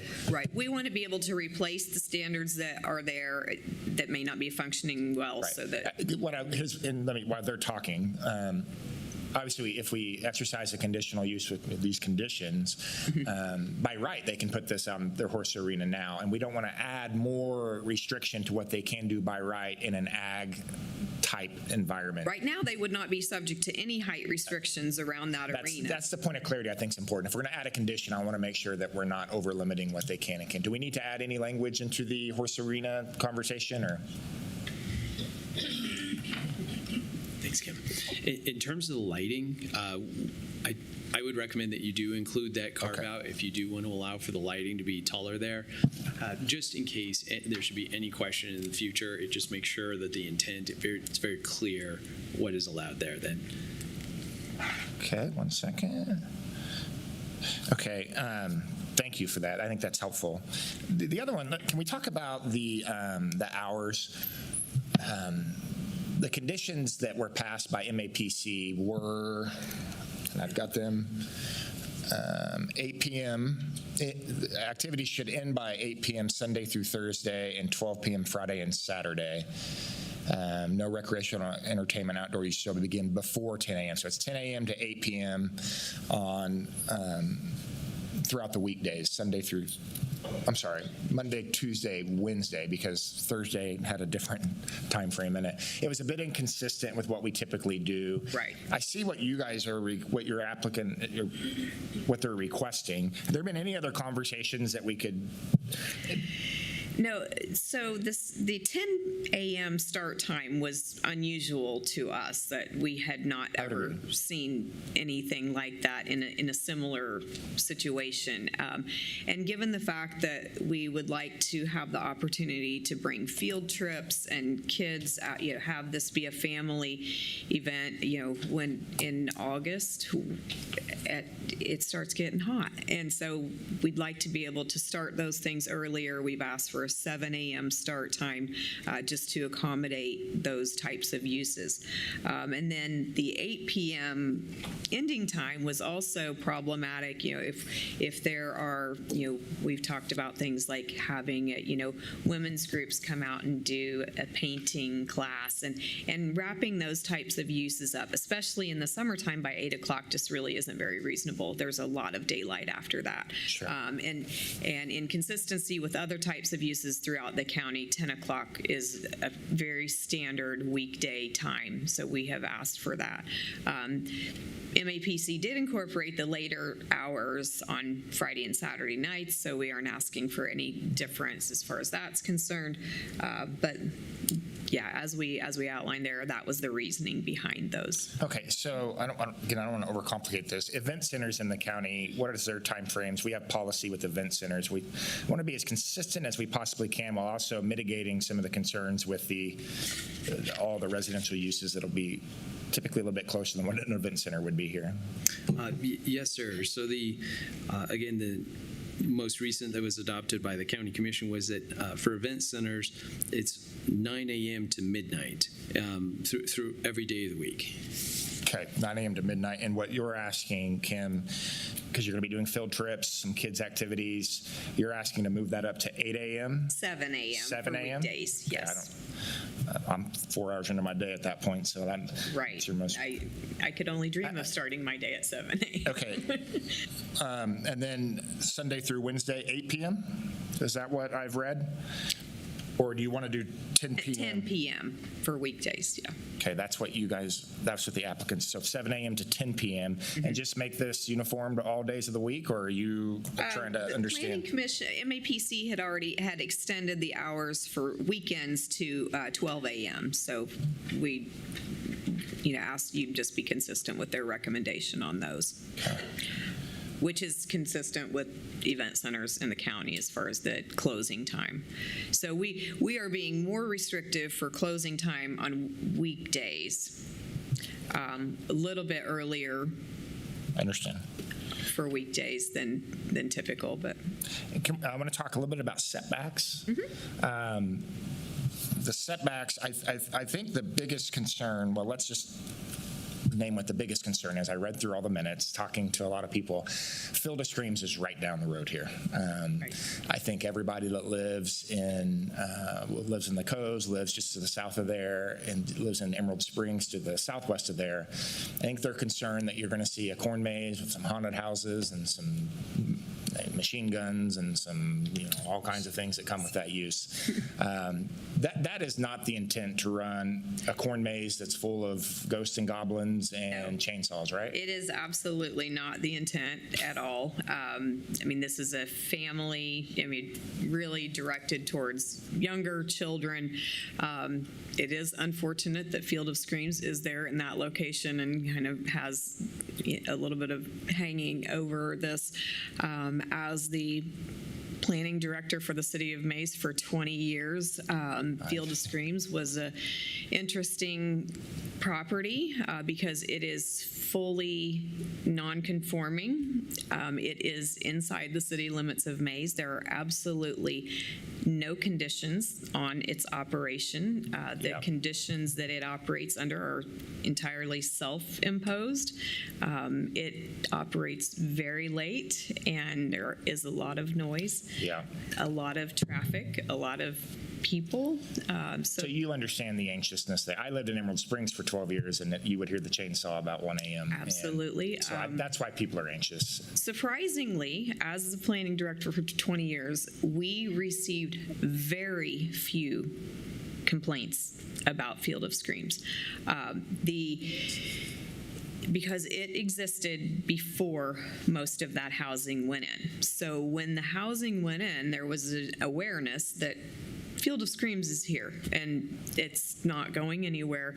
Kim, do you have any angst if we were to add a condition excluding any, I don't know what the proper language would be, but any horror or haunted house activities? Or we have no qualms. I just think that would give a lot of, if this was codified, that. Right. That is absolutely not the intent of this. I assume as much. If you want to say no chainsaws, no cannons, I don't know. Can the government really control a property if it's haunted? That's good. They are going to need to use chainsaws Sure. just for. But the point being, right. And I don't know what the language is, and frankly, I'm not sure Stacy Woodard would walk through one of those places anyways, but I don't know what the language is. But I want to try to, I think you're amenable to it. Yes. I think this is one of the biggest concerns. If we can codify this, I think that's going to go a long ways. I don't know. I don't know that there is even a definition in the zoning code that covers haunted house type. Yeah, we've discussed internally. We think that, applicants agreeable to it. I think that if we exclude horror-themed or haunted house-related activities, that seems acceptable by all parties. Well, I think everybody knows what we're trying to get at, so. I've been doing this almost 3 decades, and that is a first for me to have to bring up a definition I get like it. that. It's unique in many regards, so we just want to make sure, and we want to be sensitive to, listen, I think you're going to hear up here, we want to be very sensitive to these private property rights that are here and the ag uses, and we do. I think a lot of people, even your opponents, felt as if this was a great use for the area, that this is going to be a great kid-friendly zone, and people trust the owners. The big thing is the concerns are valid with field of streams and what this could turn into. So, I mean, it is a real thing. It's not just a hypothetical because it's actually happening in that area. Yeah. Can we talk setbacks real quick, and then I got 2 things: setbacks and screening, and then I'll move on and listen to the other comments. The setbacks that are in the conditions do you want to make any changes to the setbacks? I think that there's a question in regards to the corn maze and trying to extend as far as we can on the setbacks from the west property line. Well, the MAPC asked for a 150-foot setback, and we are in complete agreement with that. And in addition to that, there is 60 feet of street right-of-way to the west, so that increases that setback to 210 feet. Is at least 210 feet for the corn maze. And the corn maze is going to rotate, obviously, right? It'll rotate to the east when they're the crop. Right. Okay. Is there any anxiety to extending that on the west line to 300 feet?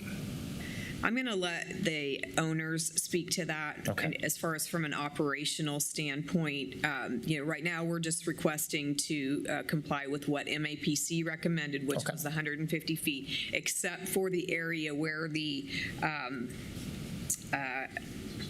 horse arena is, because it's already there. It's existing. Yeah. So we want to just carve out that one little piece for where it is. Okay. Last question on screening. Obviously, there's the west property line. It's beautiful trees there. There's development that's come to the west of that. What is the recommendation, or we want to maintain that screening, the natural screening, to the best of our ability? Right. Is the conditions that you're okay with the maintaining of that? Is that Absolutely. The applicant would maintain that? Yeah, it is our desire to keep that tree row. It's a little of a challenge because it kind of is straddling the property line. So it's hard to tell in some places. Is that tree row on our property? Is it to the west? But ideally, our intent is to keep as much of that tree row as possible. And and that's one way we mitigate noise concerns, things of that sort, aesthetic concerns. We had mentioned even to the MAPC about them placing an easement, a vegetation easement, and we were open to, if there's some kind of mechanism that we could use to ensure that tree row stays intact. Yeah, I think some of the concern is when they do start developing into the west and that road does come in, that some of these trees might die, and who's responsible for replacing that screening and such. Okay, I think that's all the questions I have now. I'll have more as we go on, but I'd like to hear from my colleagues, and then we'll go from there. Okay. Commissioner Wise. Just one question, probably for Scott. I don't know, maybe Kim, maybe. The approval on this sounds like it's going to be pretty specific on these conditions. Is this something that I don't think that it's the intention? It sounds like it's never been the intention for this family to sell any land around there, but would this transfer in ownership if they were to sell? Is this something that they would that would run with the land, we'll call it, or is it something that someone would have to come back and get approval for again? No, the conditions do run with the land. So if they do sell it to another person, they would have those same rights. Yep. Okay. Is there a way around that if that was something that was important to the neighboring development? Not really. The only method that I've seen is a time limit and where it expires, but those are generally reserved just for really intensive uses, like not mining, but sand. That's right, sand pits, or you're busting up rocks or something. Yeah. Okay. Sure. In the past, in similar cases, the only real mechanism I know of to enforce that is through a deed restriction, which would prevent any future owners from operating this type of business, which we are not opposed to, but that is it's an entirely personal property issue rather than being tied to the conditional use. Okay. I don't think it's necessary. I just wanted to ask that question since we're getting pretty specific in defining haunted and haunted houses. So, right. Thank you. Any other questions, Commissioners? Okay. Would anyone else from the public like to speak? If so, please come up and you have 5 minutes. Please state your name and address for the record.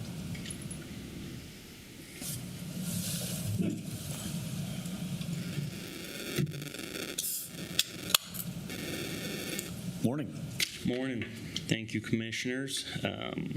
My name is Dylan Schellenberg, 5159 Shoreside Court. I'm with Schellenberg Development. I'm developer of the coves to the west, and I live out there as well. I do want to be clear from the beginning, it is not our intentions for this to be denied. We're just wanting to clarify things and make things easier, so down the line when we're not managing the HOA and it's turned over, we want to deal with any future problems that may come up or solve any issues now instead of later on. Based off of the recommendation on the June 25th meeting with their conditions, after seeing the site plan and seeing the locations of where things are, we felt good with those conditions, except that, we're trying to add more feet into it instead of the 150 to 300 feet. But after seeing it, the site plan cleared up a lot of the heartburn. The corn maze, as it's shown, is 390 feet from the property line, and which makes the meat of the conditional use with the outdoor fire pits and everything about 670 feet, I believe, which made us feel good. A lot more comfortable with that. We're just trying to make sure I know that the applicant's trying to have flexibility, which we understand. We don't want the crops are going to need to be rotated, and we don't want to have them coming up here to go through this process to change that. But just wanted to, with that flexibility, becomes more unknown, and then that causes some nervousness for everyone involved. But with that being said, the distance where it's shown on the site plan, the hours of operation, we'd like to see it 8 a.m. to 8 p.m. But with the distance, we're happy to give on some of that, the 7 a.m. stuff, anything with the kids, FFA, the schools coming through. We're not really concerned about that aspect, although we'd still like some distance from it, but it's more the stuff that's going to happen after dark and where there's going to be lighting. So the more distance between the west property line and where they are at and the time frame they can be open would be better. So with the distances, I know the MABC, they kind of just threw out some hours and times, and I don't think either side really wanted, but just hoping that we could create some definitions on, and I don't know if we can do that with the agricultural aspect of it with the pumpkin patch, corn maze, but if we could, have that 300 feet from our property line for, the agricultural stuff and 600 feet for the outdoor entertainment aspect of it, is kind of what we're looking for there. And so we're open to talk. We met with the applicant last night on some of the hours, and it was my understanding, and I think they were maybe just talking more with how they actually see the hours going. But that 7 a.m. To 8 p.m. during the week is kind of what we were looking for. Thursday nights, they talked about doing that ladies' events where it'd go till 10. We're happy with that and would really just like to avoid the midnight stuff. We could have it 10 p.m. Friday and Saturday. That'd make us feel better about it, but open for discussion on that. And then with the horse arena, that aspect, which I think we alluded to, that's part of the agricultural. I just didn't know, we didn't really think much about the horse arena, and if that's something with this conditional use, they're able to do rodeos or anything like that. Just kind of want to know more about the horse arena aspect of it. Just for clarification, Dylan, are you asking for a setback from the agriculture? From our property line to where the entertainment, outdoor entertainment aspect, I guess, would be the clear way of putting it. But it's currently agriculture, right? Correct. So not as far as they're farming it, all of it, I guess the entertainment aspect of it, the outdoor entertainment. I mean, we're not going to tell them they can't farm up against our property line. It's where they're doing the events and stuff. I'd like to stay away. Okay. All right, Commissioners, got any other questions?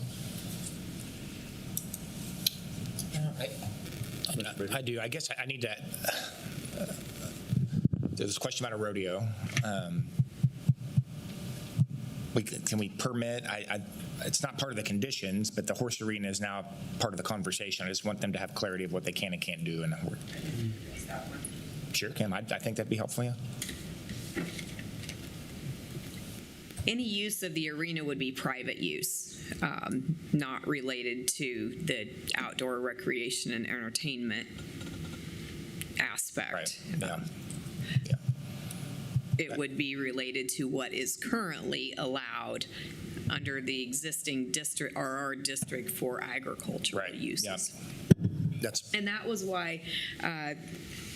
That was really the reason for item number 12 in our memo that we added, that we wanted to still retain the existing permitted agricultural uses on the site.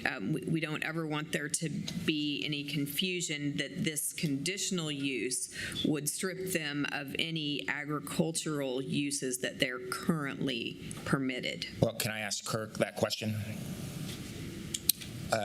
Would this conditions that if we move forward with the conditions, does it strip any agricultural, does it supersede any agricultural purposes or rights that they currently have on the property in that horse arena or to farm the remaining acreage on the land?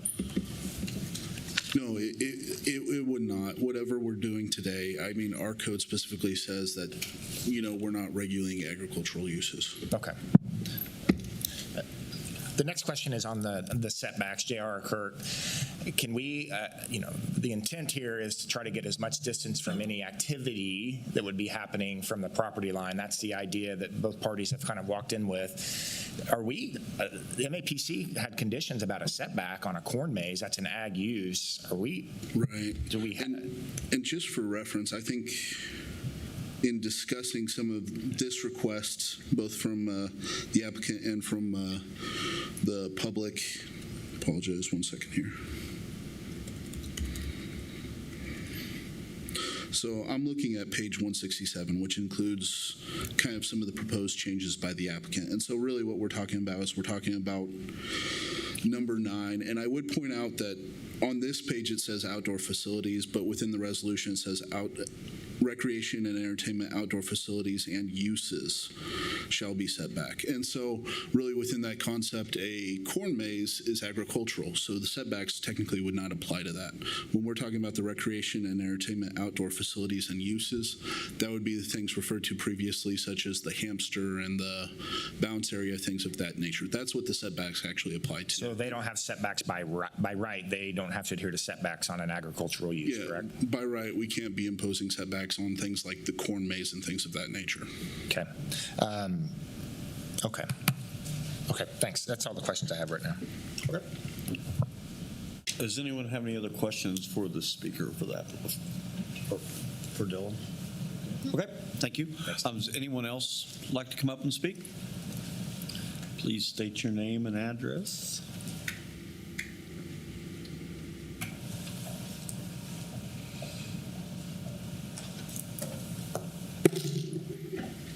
Good morning. Good morning. Stacy Woodard, the owner of, well, I guess the leasee of the property. My father-in-law owns it. 7931 West 53rd Street North. So when this opportunity presented itself, let me just say my husband and I never pictured ourselves as pumpkin farmers. I'm a horse girl through and through, and he's a cattle guy that sells cattle feed. So we don't really know much about pumpkin farming, and this has been a really big adventure for us. But when I work at the Mays Career Academy with the Mays School District, and when I went to school and I told my boss, hey, we bought a pumpkin patch and we're gonna open that up next fall, she said, this is gonna be great for us. My classroom just got 20 acres bigger. So I am very passionate about agricultural education. Working in a very urban district is not something I ever pictured myself in. I graduated from a rural school in Missouri with 42 kids that I was with from kindergarten through high school. And when I came to Mays and they were like, yeah, we have about 2,000 kids that attend both of our high schools, I was like, holy cow. It's really amazing to see how many kids in Mays are interested in agriculture. This school year alone, I've had over 100 kids request to be in our Intro to Agriculture class because they're interested in learning more about where their food comes from. And that's really where my passion begins, is having informed consumers. When you go to the grocery store, do you understand how your milk got on that shelf? Just yesterday, I had a teacher ask me about all these cornfields drying up, and why are farmers just letting these get dry and crispy, was the words she said. She was like, the corn in the grocery store doesn't look like that. And I was like, well, the corn that you're seeing on the side of the road is not the corn that is in the grocery store, and explain the difference between field corn and sweet corn that we eat. And I mean, this was a 40-year-old woman that didn't know the difference between corn that humans consume and corn that cattle consume. So the biggest basis for me doing this is to educate the public on agriculture and where your food comes from. The petting zoo provides opportunity for kids to get their hands on animals. They walk out in the pumpkin patch, they get dirty, they get to see some weeds. There's pigweed out there right now. My 3-year-old can identify a pigweed from a pumpkin plant. So I can't guarantee that my high school kids could do that their first day in agriculture. So this is a really good opportunity to bring in people. And then selfishly, this is a great opportunity for my FFA kids. I run the FFA program at Mays. We have 180 students in our FFA program. Several students are at my house all summer long as it is. They keep their show animals at my house. That's an opportunity I've been able to provide to them. And then now that we're building this pumpkin patch, several of them are becoming employed by us. My husband has 3 little shadows that follow him around on the daily. They've learned how to use a jackhammer and drive a 6-shift tractor, and they were a huge part of planting the pumpkins. So this is an opportunity for my FFA students to have a hands-on learning classroom that we can't provide at the school. So I think that's my biggest thing. There's been a lot of talk about what we're doing as far as like haunted and noise. I just want to reiterate, this is our home. We live here with our children. We're raising our family. We're also not interested in having a bunch of noise and haunted or anything that disrupts our quality of life. So I just wanted to clear that confusion up. As far as the horse arena, because I know there's been a lot of questions, we met with Dylan last night, and I told him, I said, we've lived here for 5 years, and I've been having events in that arena for the last 5 years with a speaker system, and you guys didn't even know we were doing it. So I don't think the noise there has been a problem for anybody, because we haven't received any complaints on that. We've hosted some barrel races at our house in the past that's brought in anywhere from 40 to 80 horses and trailers. But again, it's not some high energy crazy thing. We're not bucking bulls every night or anything like that. The reason that I put that horse thing in there is because under outdoor and entertainment, rodeo does fall under that. And I don't know where barrel racing lies, if it's agriculture or rodeo. So I just wanted some clarification that what we already were doing wasn't going to be shut down because we decided to open this pumpkin patch. Okay. Thank you very much for your comments. And I've appreciated what you do out in the community. I see what you're doing out there with FFA, and I think everybody knows here I'm pretty strong advocate of FFA. So appreciate what you're doing with the future agriculture and education. Commissioner Howell, do you have a question? Yeah, thank you, Mr. Chairman. Just a couple of questions for you since you came up to speak. I'm glad you did. I have questions for you specifically because I think I'd like to understand this issue of hours, how it impacts your plans. Having it close down at 8 o'clock on 5 days a week and then midnight on 2 days a week, Friday and Saturday, how's that going to impact your plans? So the biggest thing with the hours is we wanted to be able to open sooner. The Mays School District, I report to work at 7 a.m. And school starts at 7:35. So if we're going to be having field trips, which I've had several schools reach out to me wanting to do that, Goddard has, Andell, Prairie Woodman, Northridge Academy, the preschool, they'd all like to come out and do a field trip. Well, in October, like it's fall, but it's not actually that cool yet. So being able to open earlier to allow those field trip groups to come in was our biggest thing on the hour expansion. And then some other special type events. Again, we have a family, we have children, so we're not looking to be up late on a Monday night, but there are some special events that were hosted at the previous pumpkin patch that were very successful. Church groups came out on some Wednesday nights, and then there was like a ladies' night on a Thursday night. I think there was like a line dancing class on a Thursday night, all of which kind of went after that 8 p.m. closing time. And so we're just looking for that hour expansion mainly for special events. It's not something that we're planning to do year round. We're open 6 weekends out of the year as it stands. So yeah, I'm glad you clarified that because my presumption was there was more concerns about the late, like midnight activities on Tuesday evening, midnight. I'm sympathetic to the point that children's schools would be out there trying to do their tour, let's say at 8 a.m. or 8:30 a.m. It seems like a fairly reasonable thing to do to me, but so I guess I would like to take a look at that. And then in terms of the evening hours, it seems like especially when it doesn't even get dark until after, I guess it gets dark. You're supposed to shut down at 8 o'clock p.m. That's year-round. That's a year-round. Yeah, even in the summer. So even in if the we have summertime, somebody that wants to have a doesn't get dark till birthday. after that. So that seems a bit arbitrary to me. Okay, so I'm not sure what to do with that, but I would like to maybe consider changing the hours just a little bit to make that a little bit more doable. But you didn't advocate necessarily for anything, so I guess I'd like to consider you guys come up and tell us what would be a more appropriate balance between the opponents and the applicants. What would be a reasonable way to make that better? I guess I kind of thought Kim hit on that. So the 7 a.m., like I said, that's for the field trips to be able to allow those to come out sooner as soon as they'd like. And then I think 7 a.m. to 10 p.m. across the board would be fine. I don't know what we would have past that. Okay. And then do you plan on, again, I know that's not part of this application, but do you plan on serving alcohol at any point in the future? So we're working on that. Okay. Yes, we are hoping to obtain some type of liquor license. Very similar venues to us. I know Walter's Pumpkin Patch out in El Dorado has one. P&M has one. Prairie Pines, the Christmas Tree Farm has one. The previous Pumpkin Patch had one as well.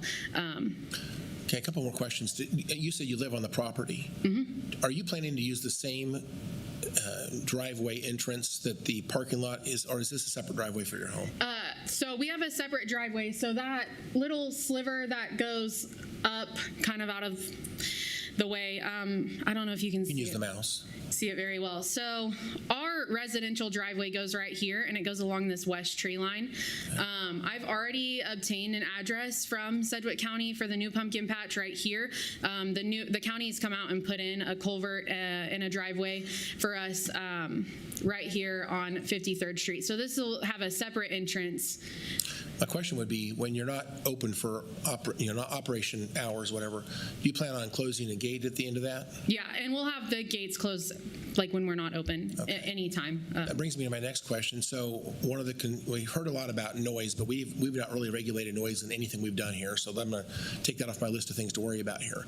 But with respect to lighting, since there are potentially some homes around the property, being 2026, I'm not even sure this exists. So I guess I'd like to know, from your perspective, if you would kind of commit here today, or if you're willing to, if there's commercially available lighting that meets your needs, it's solar lighting that you talked about. But let's just say they would go to when they're programmed, let's say at 10 o'clock, they would go to a dim mode or go to an off mode. Once your hours are, you program them, for example, when gates close, an hour later, the lights would just go off because of light pollution is a big problem in the county.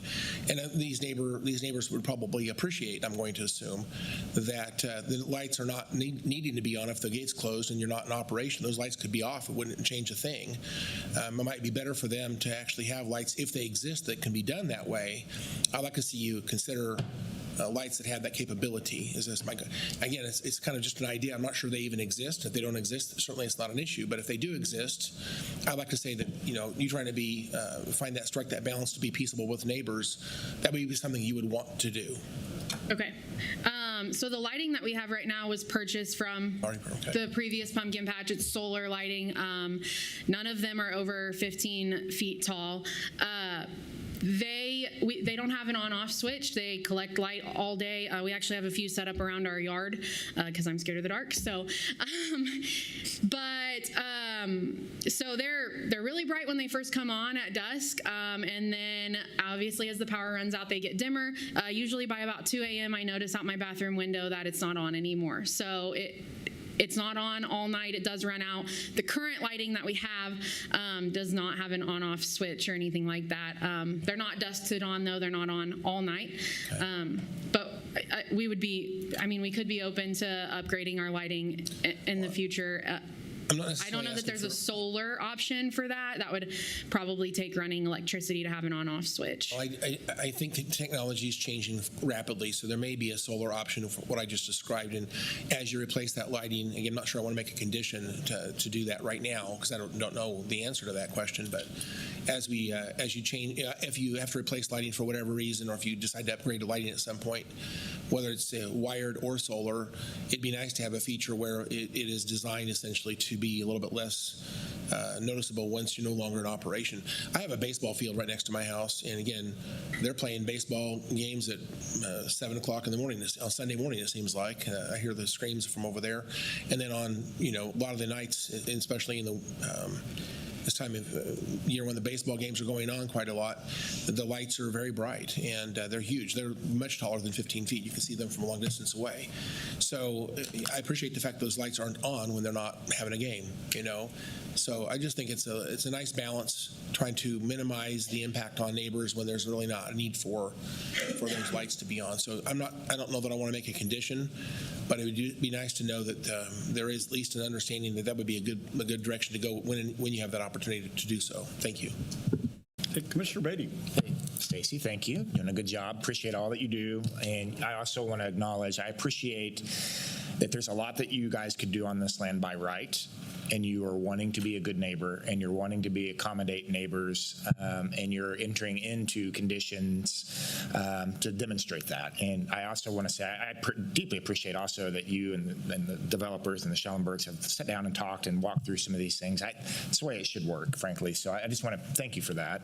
I heard you talk about the hours. We understand that we certainly don't want to limit your capacity to perform all the activities you want to do on that land. I heard you say 7 a.m. to 10 p.m., and that was a consistent throughout. I think Dylan, one of the opponents, mentioned that we're just concerned about the midnight activities when you're going to have houses to the west. 7 a.m. to 10 p.m., 7 days a week, that seems to be something that works to fit your business plan and to be able to do everything you want to do on the land, correct? Yeah. So I'll make a modification to that condition. I'm also going to make a modification that excludes the horse arena because I think that's very important. It's an ag use, and we want to make sure that's codified. We want to make sure that the only question I have really is on the setback piece of it. And Kurt, our brilliant legal counsel, made a comment that I want to get clarity on. So don't go far, but Kurt, in the conditions, there's a 150-foot setback to the corn maze. But you said that we can't put a setback on the corn maze because that's an ag use? So the way that it's presently phrased is the setback applies to the recreational and outdoor activities, facilities, and I would say uses as well. And technically, the corn maze does not fall under that definition for my intents and purposes. Okay. And I'm looking at the site plan. Let me ask the second question. The site plan that's being submitted, are they going to be held accountable to this site plan with the conditions? Meaning, because they're going to rotate this corn maze, they're going to rotate that pumpkin patch, this is a crop. Are they going to be held accountable to where the location of these are and the setbacks? Right now in the site plan, it's 390 feet to the corn maze. It's 661 feet to some of these activities. We keep talking about the hamster wheel, but all of these activities, but there's also going to be little fire pits and things like that, and s'mores and ladies' nights and all the fun stuff. So I just want to make sure that I'm fully understanding, so we're not restricting them, and there's clarity with all the neighbors. I just want to make sure we're clear on these things. And unfortunately, I have to say yes with a caveat. That's fine. Okay, and I would say that because for the conditions that were approved, condition number 6 indicates that the applicant shall submit a site plan for review and approval by the planning department prior to the issuance of any occupancy permits. Site plan shall identify and illustrate the property boundaries, areas for the outdoor rec and entertainment use, vehicle circulation, ingress and egress, parking areas for all uses on the site, dumpsters, lighting, all easements and setbacks. The site plan shall include a title, the case number and dimensions, and I think it also is referenced elsewhere, if I may have 1 second, different area. Kirk, I was going to say, is it condition 3? Is that what you're looking at? Yes. Condition number 3 as well says the recreation and entertainment outdoor facilities shall be developed and maintained in substantial compliance with the approved site plan and applicable codes. So really, when we are focusing on these entertainment and outdoor facilities, and I would say uses as well, that's fairly locked in. Now, I gave my caveat as well because as part of their request, the applicant's agent's letter does request some slight changes to number 6, which basically allow them to do minor operational changes that do not alter the spirit and intent of the approved conditional use, which in those circumstances, they want those minor tweaks to be approved by MAPD. Okay. So overall, I would say, yes, they are locked in. Slight modifications here and there could be made. The site plan is locked in with some slight modifications. So the setback concerns really aren't, that there's more setback than what some of the conversations have been. That's correct. Okay. That's on record. Okay. Okay, I think I've got, for the most part, what I need in my understanding. The only other question was the screening piece of it, and I think it's very important to everybody that we have this natural tree line. I don't know how we do that, though. Who's responsible for maintaining that? Is that what we do?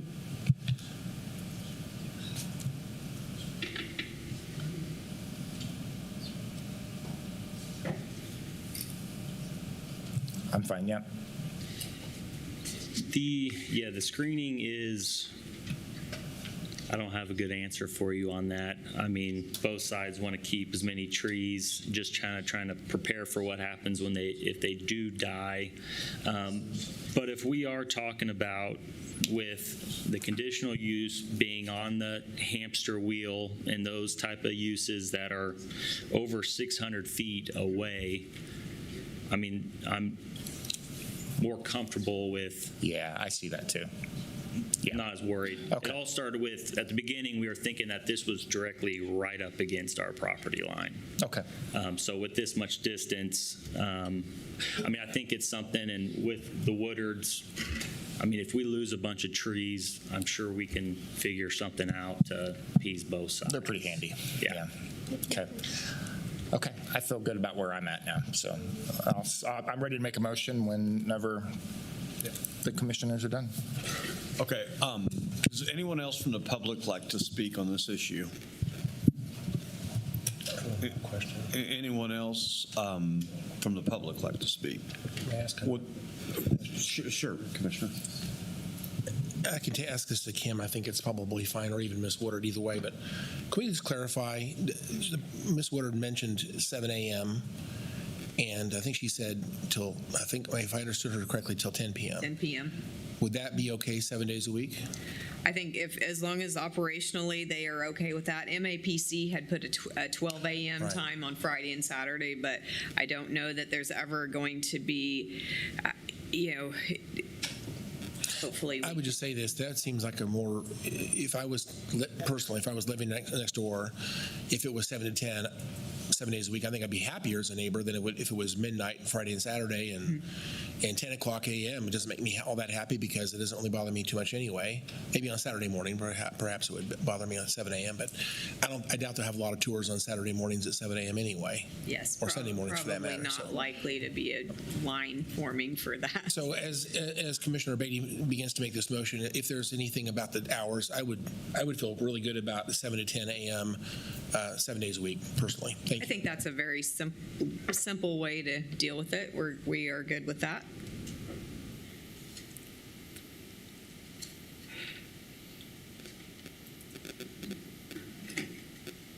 Okay. And again, before I was interrupted, I wanted to ask if there was anyone else from the public who wanted to speak. I wanted to close that. I wanted to do the rebuttal from the applicant. So I think we're there. Are you there? Do you have anything else to add? Would you like to do a rebuttal? Absolutely. Yeah, just in quick summary regarding the memo that we had presented, I think that would be the one change that we would make to this is under item number 8 as far as the times. Otherwise, we would ask that those items in red be incorporated into your motion. Just they are fairly minor in nature. They really aren't anything substantive, but they also address things like the riding arena that we make sure to exclude that. But overall, I think, I appreciate this process. We did start this back in April, I believe. We had one hearing that the Planning Commission approved this unanimously, and then we realized we had the one missing notification, so we got to start all over again. So if there has ever been a case that has been more thoroughly researched than this, I'm not sure what it is, but I feel like we've really had a great conversation with staff, with neighbors. Everybody has been involved in this to make sure that it is something that really benefits the community. So I appreciate your support. Okay. Commissioners, do you have any questions or comments from the applicant? Thank you. Okay. All right. Just bring it back to the bench. Okay. Any discussion or no more discussion, I guess? Okay. Go ahead. Okay. I think he's just there in case I need him. But okay. Fine. I'll give it to you. I'm happy to make a motion if there's no other. Okay. I move that the board approves the conditional use and MAPC recommendation conditions and adopt the MAPC findings with the following changes to the conditions. In condition 5 regarding lighting, that we exclude the horse arena specifically.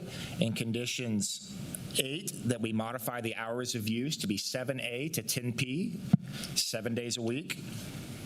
And in conditions 6 and 10, that we modify, that we allow minor operational changes that do not alter the spirit and intent of the approved conditional use, and they shall be permitted administratively through the MAPD.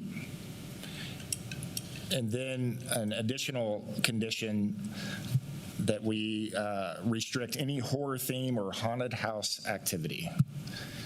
So that would be my motion, and I would base that off to the existing character of the neighborhood, the suitability of the subject property for its uses, which have already been restricted, and then the extent to which removal of any of these restrictions will detrimentally affect the nearby property. Kirk Sponsel, Deputy County Councilor. If I may, just as a point of clarification,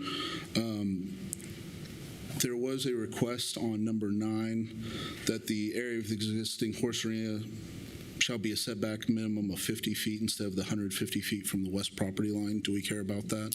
Yeah, that's correct because it's existing. So if I can add to my motion, I'll also further modify condition 9, which will the setback of a minimum of 50 feet for the west property line and the horse arena. I'll also add a condition that this should add some clarity. In addition to those uses specified in the conditional use, all agricultural uses allowed by right in the RR residential zoning district shall continue to be allowed, which we already allow that. So, And if I may add one thing from a legal aspect, I apologize. On number 10, if I may, could we just add a sentence that includes that this shall not supersede any standard requirements of the Unified Zoning Code? yeah, I'll incorporate that into my motion. Thank you. I appreciate that. Okay, so any questions on my motion? Good job. Any questions about the motion? I'll second the motion. So we have a motion and a second. Any other questions, comments? Okay. Madam Clerk, please call the roll. Commissioner Meitzner. Aye. Commissioner Beatty. Aye. Commissioner Howell. Aye. Commissioner Weiss. Aye. Chairman Bluebow. Aye. Motion passes 5-0. We'd like to call a quick 5-minute break, and then we'll come back for commissioner break, okay? Thank you.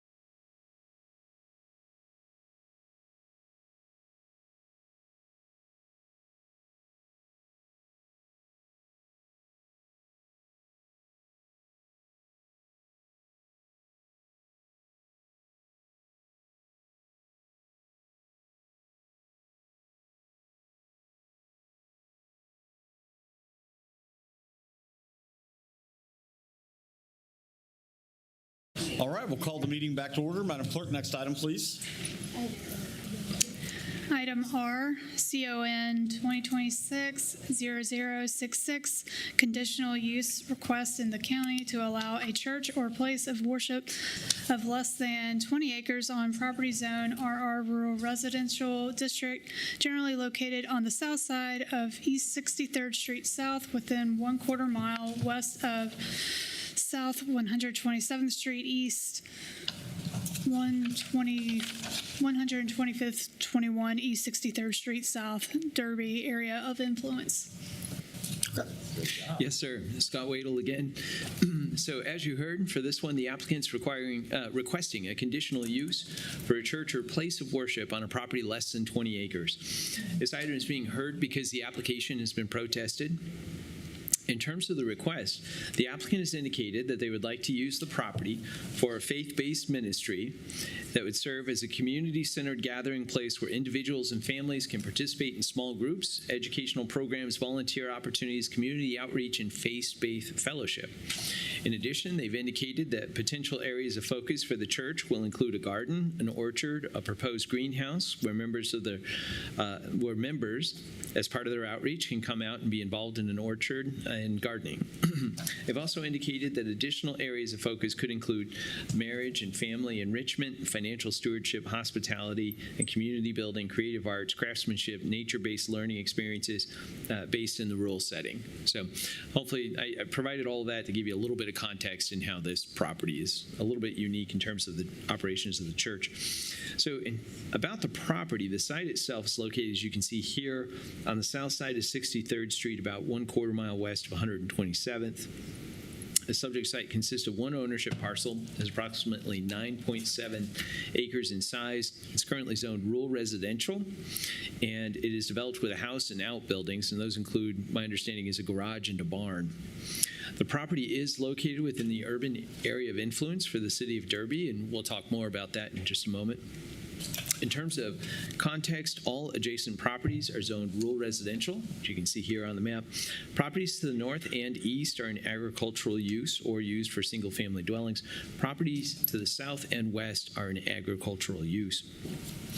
In terms of the staff report, it provides additional information on use definitions, supplementary use regulations, which would apply in this instance, and screening requirements. In terms of review, on June 4th, the City of Derby Planning Commission considered the case and recommended approval with conditions, and their vote was 9-0. 6 members of the public spoke in opposition to the request at that meeting, citing noise and previous events that have occurred on the property. On June 11th, the MAPC held a public hearing and recommended approval of the request subject to conditions that are listed in the staff report. Their vote was 12-0. 3 members of the public from neighboring properties spoke in opposition to the request, with reports of events taking place at the property prior to rezoning application, concerns about noise, and questions about what uses will occur in the future. Neighbors also expressed concerns that the property will primarily be an event venue, and they were concerned about the number of people in the proximity of their property and disturbance to the animals and horses on the land. The MAPC recommended conditions of approval are listed in the staff report, and here are some highlights. One of the conditions is that the conditional use is only for a church or place of worship, and that an event center is not permitted, and the facility shall not be marketed to non-members for weddings and other events. The second one is that amplified sounds shall not be amplified beyond the property lines between the hours of 9 p.m. and 9 a.m. And the third one is that compliance with all provisions of the Unified Zoning Code and the supplementary use regulations concerning church or place of worship would be in effect, except for regulation number 7. And regulation number 7, what it does is it's a requirement that all buildings and activity areas be set back at least 100 feet from the property lines. The MAPC recommends exempting the existing buildings from this requirement. And so in this aerial, you'll see that there's I believe it's a house, and then there's a garage, and those are closer than 100 feet from the property line. And so that's the background for that. And then the last one is that the site shall be developed in conformance with the approved site plan, which would be approved at a later date if this is approved. In terms of protest, 4 protests were received against this application. They constituted 1% of the protest area, so that's under the 20%. So therefore, the conditional use can be approved by a simple majority or 3 of 5 votes. In terms of recommended action, the recommended action coming to you from the MAPC is that you adopt the findings of the MAPC, approve the conditional use request with the conditions recommended by the MAPC, authorize the chairman to sign the resolution, and authorize the resolution to be published. Alternatives include the following. You can override the MAPC recommendation, adopt alternative findings, and deny the application. That would require 4 out of 5 votes because it's an override. Likewise, you can override the MAPC, adopt alternative findings, and approve the application subject to modified conditions. That would also require 4 out of 5 votes. Or, as always, you can return it to the MAPC with a basis stating the reason why, and that requires just a simple majority. So with that, I'll take you through some of the graphics and images, but before I do, I'll just note that in terms of attendance, the agent for the applicant is here. I believe the applicant is here as well as a representative of Derby is also here. So with that, I'll take you through some of the images. We talked about the zoning map. Here is, I'm going to skip this one. We'll go to the urban growth areas map out of the comprehensive plan. It shows that it's in the city of Derby's urban growth area, as well as in their urban area of influence from the zoning code. Here's the protest map showing the 3 protests that were received, and again, they added up to 1%. Here's the site plan that was submitted as part of the application, and that's included in the packet of material. And here are photos of the site and the surrounding area.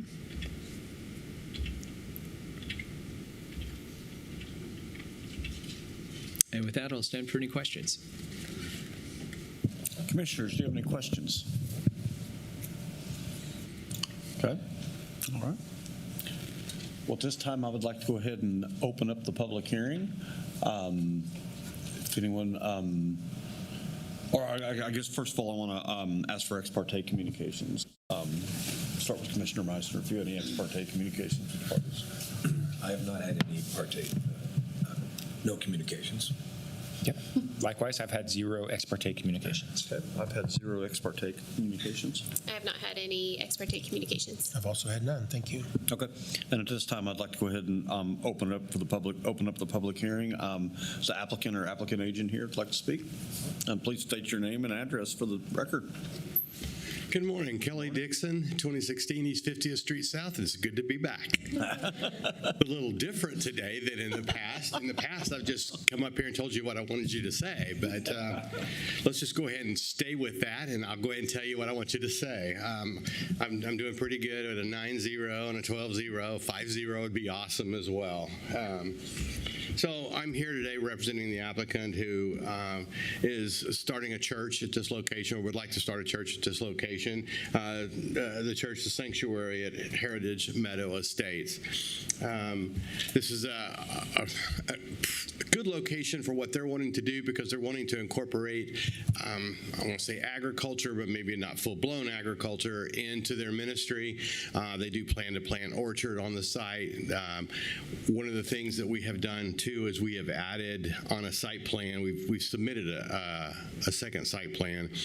If you can see about right here, they're looking to put in a greenhouse so that they can grow vegetables and stuff year-round within that greenhouse as part of their ministry on site. To kind of a more soothing effect, bring people in. They can work together as a community on this site, growing the vegetables, growing the fruits, and so forth. And so they have been approved by the IRS for a church. And I bring that up because, as you heard, one of the main complaints at Derby and at the MAPC was the fact that the owners of this property, when they first took it over a couple of years ago, needing to get some cash back real quick, they decided to run a couple events out there and did so illegally, and had some late night weddings and activities which upset the neighborhood, which drove the complaints to MABCD, and MABCD responded with stop work orders and shut them down, and they did. Since then, they decided that the church was the thing that was in their hearts all along, and we started the process on that here about a year ago. It's taken about a year to get to this point by going through the IRS and all the legal side of doing that. This is a faith-based ministry, and it does serve a community-centered gathering place where individuals and families can come participate in small groups, educational programs, volunteer opportunities, community outreach, and faith-based fellowship.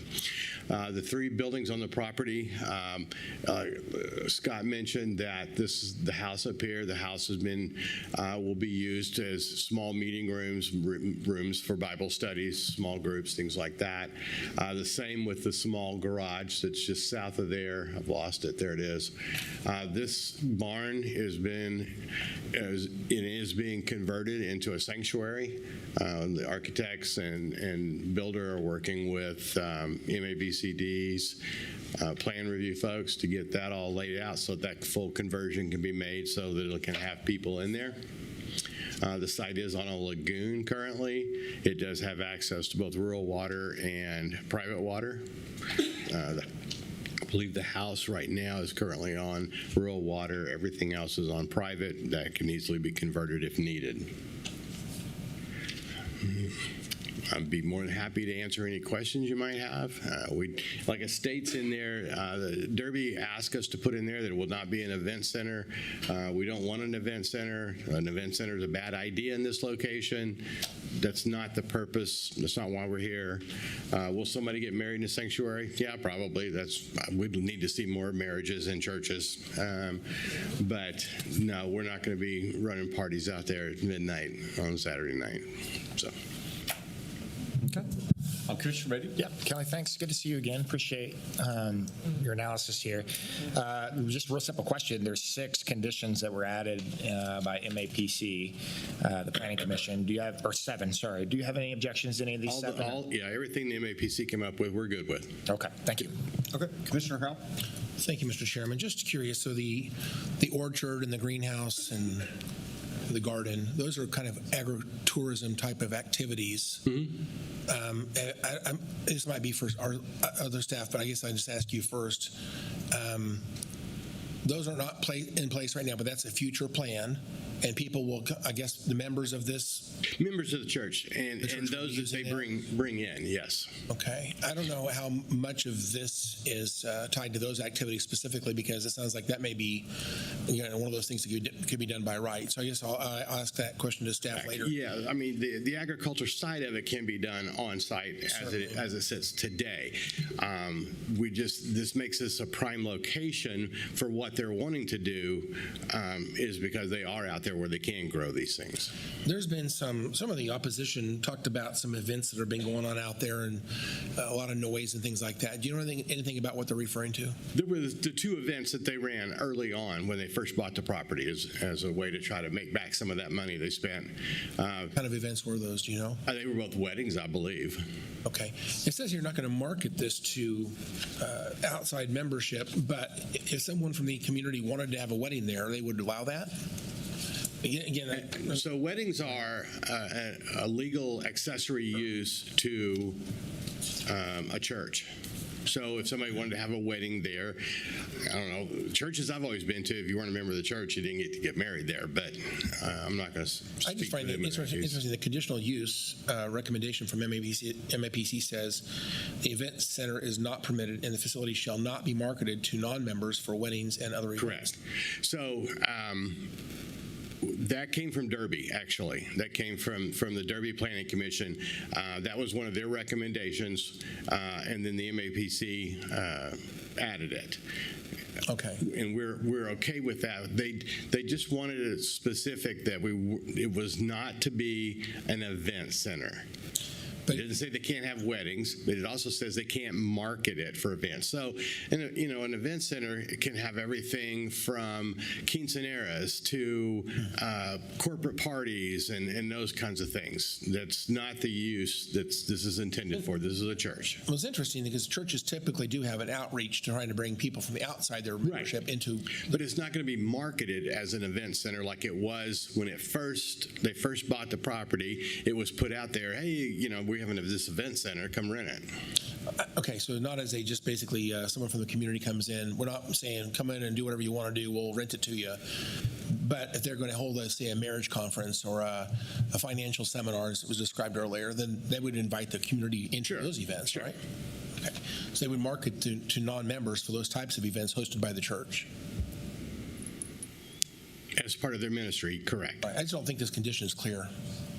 I'd like to ask staff to clean this up a little bit, maybe, or recommend a better language, because that's not what as I read this, that's not what this means. I'll get back to that in a few minutes. So the weddings that they've already had that apparently have already happened on the property, people could have a wedding at their home and not even be recognized this way in our zoning code. I'm just curious, worshiping in a home and having a wedding in a home doesn't constitute a conditional use. So I don't know necessarily what we're doing here that specifically requires this regulation to be changed. I'm not sure what specifically is triggering this entire use. The worship center, the church part of it, does require a conditional use if you're under 20 acres. That's an existing code.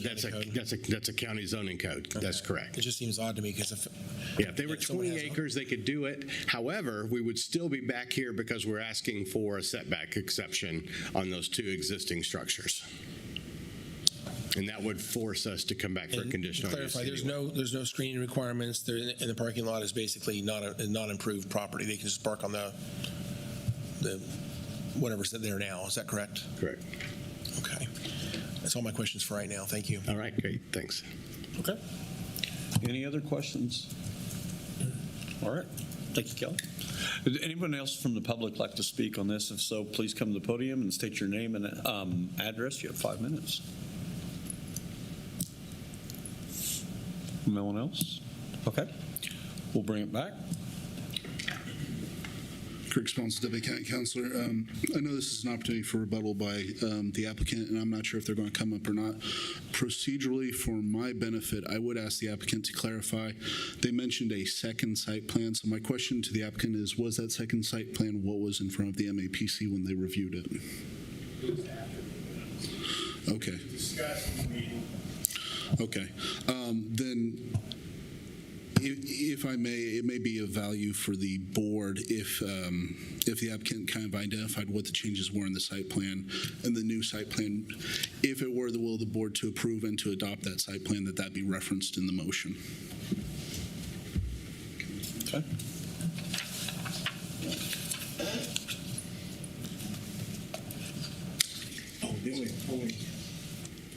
Yeah. Sorry, I thought I said that. So the only thing that changed on the site plan is we just drew in the greenhouse, which is located right where the arrow is here, just to the west of the sanctuary. That was the only alteration to the site plan.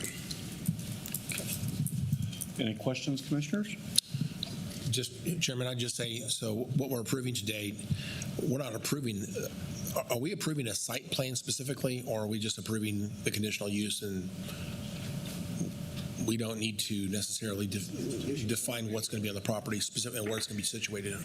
The number of the conditions, number 6, it says the site plan shall be developed in general conformance with the approved site plan and screening plan. So just for the purposes of clarity, just to make sure everyone's on the same page, it would be good if there was that clarification that it does include the greenhouse. That way we don't have to, that way everyone's on the same page. There's no need to come back.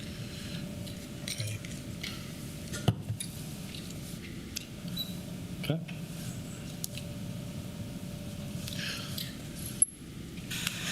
Okay. Any other discussion? I guess I have no more questions for right now. When we get to motion potentially, I have a question for staff. But that'll be later. Okay. If there's not any other discussion, I think we're ready for a motion. Okay, so again, the public hearing, I guess, was that closed? I may have missed that. Yep, we'll close the public hearing. All right, so if we were to make an amendment to to this to include the greenhouse, does that require a four commissioner? Okay, so technically it's approving the conditional use, but with an amendment. Okay. Mr. Chairman, I make a motion to approve the conditional use with an amended condition that it includes a greenhouse as described by the staff and the applicant today. I move the Board of County Commissioners approve the conditional use subject to MAPC conditions and adopts the findings of MAPC, but with the following changes to the conditions, and specifically that means just the greenhouse. Thank you.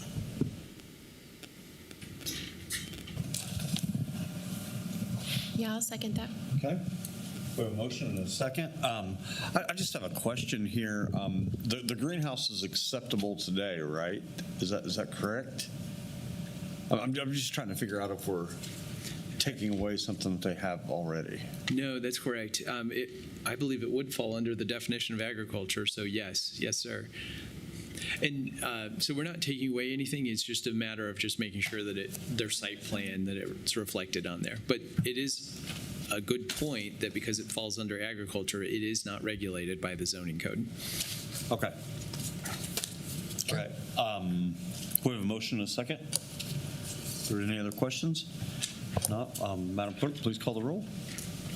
Commissioner Meitzner? Aye. Commissioner Beatty? Aye. Commissioner Howell? Aye. Commissioner Weiss? Aye. Chairman Bluebow? Aye. Motion passes 5-0. Next item, please.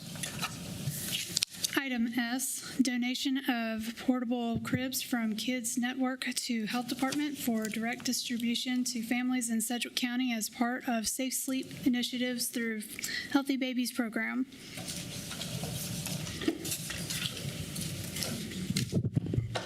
Good afternoon in 10 more minutes. Yes, good afternoon. Thank you for hanging around with us. Chairman and Commissioners.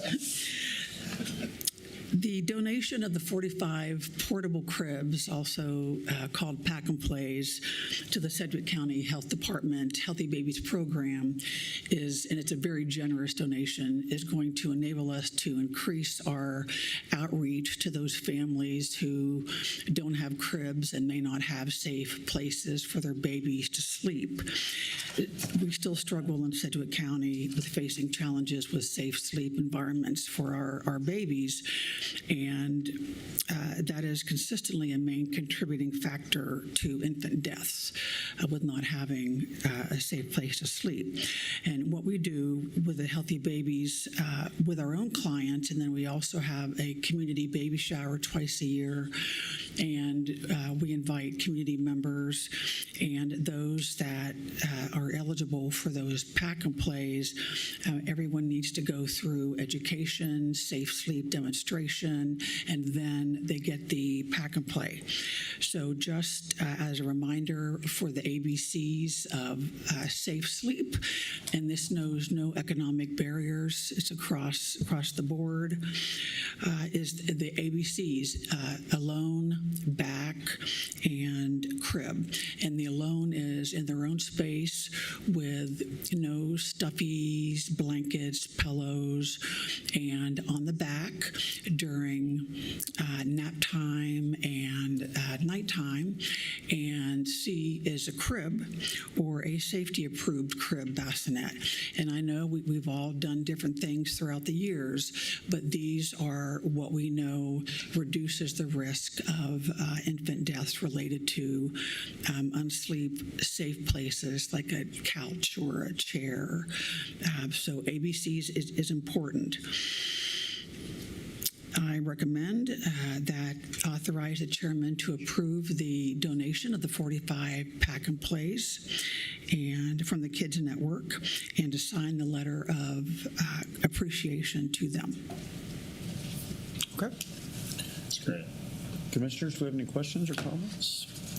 Well, I think this is a great thing, and appreciate your efforts here, and this is good. So if we don't have any questions or comments, I want to take the recommended action to authorize the chairman to approve the donation of the 45 portable cribs from Kids Network and sign the letter of appreciation. Second. Okay, we have a motion and a second. Madam Clerk, please call the roll. Commissioner Meitzner? Aye. Commissioner Beatty? Yes, and thank you. Commissioner Howell? Aye. Commissioner Wise? Aye. Chairman Bluebolt? Aye. Motion passes 5-0. Thank you. Thank you, thank you. Next item, please. Item T, PLAT Deerview Estates.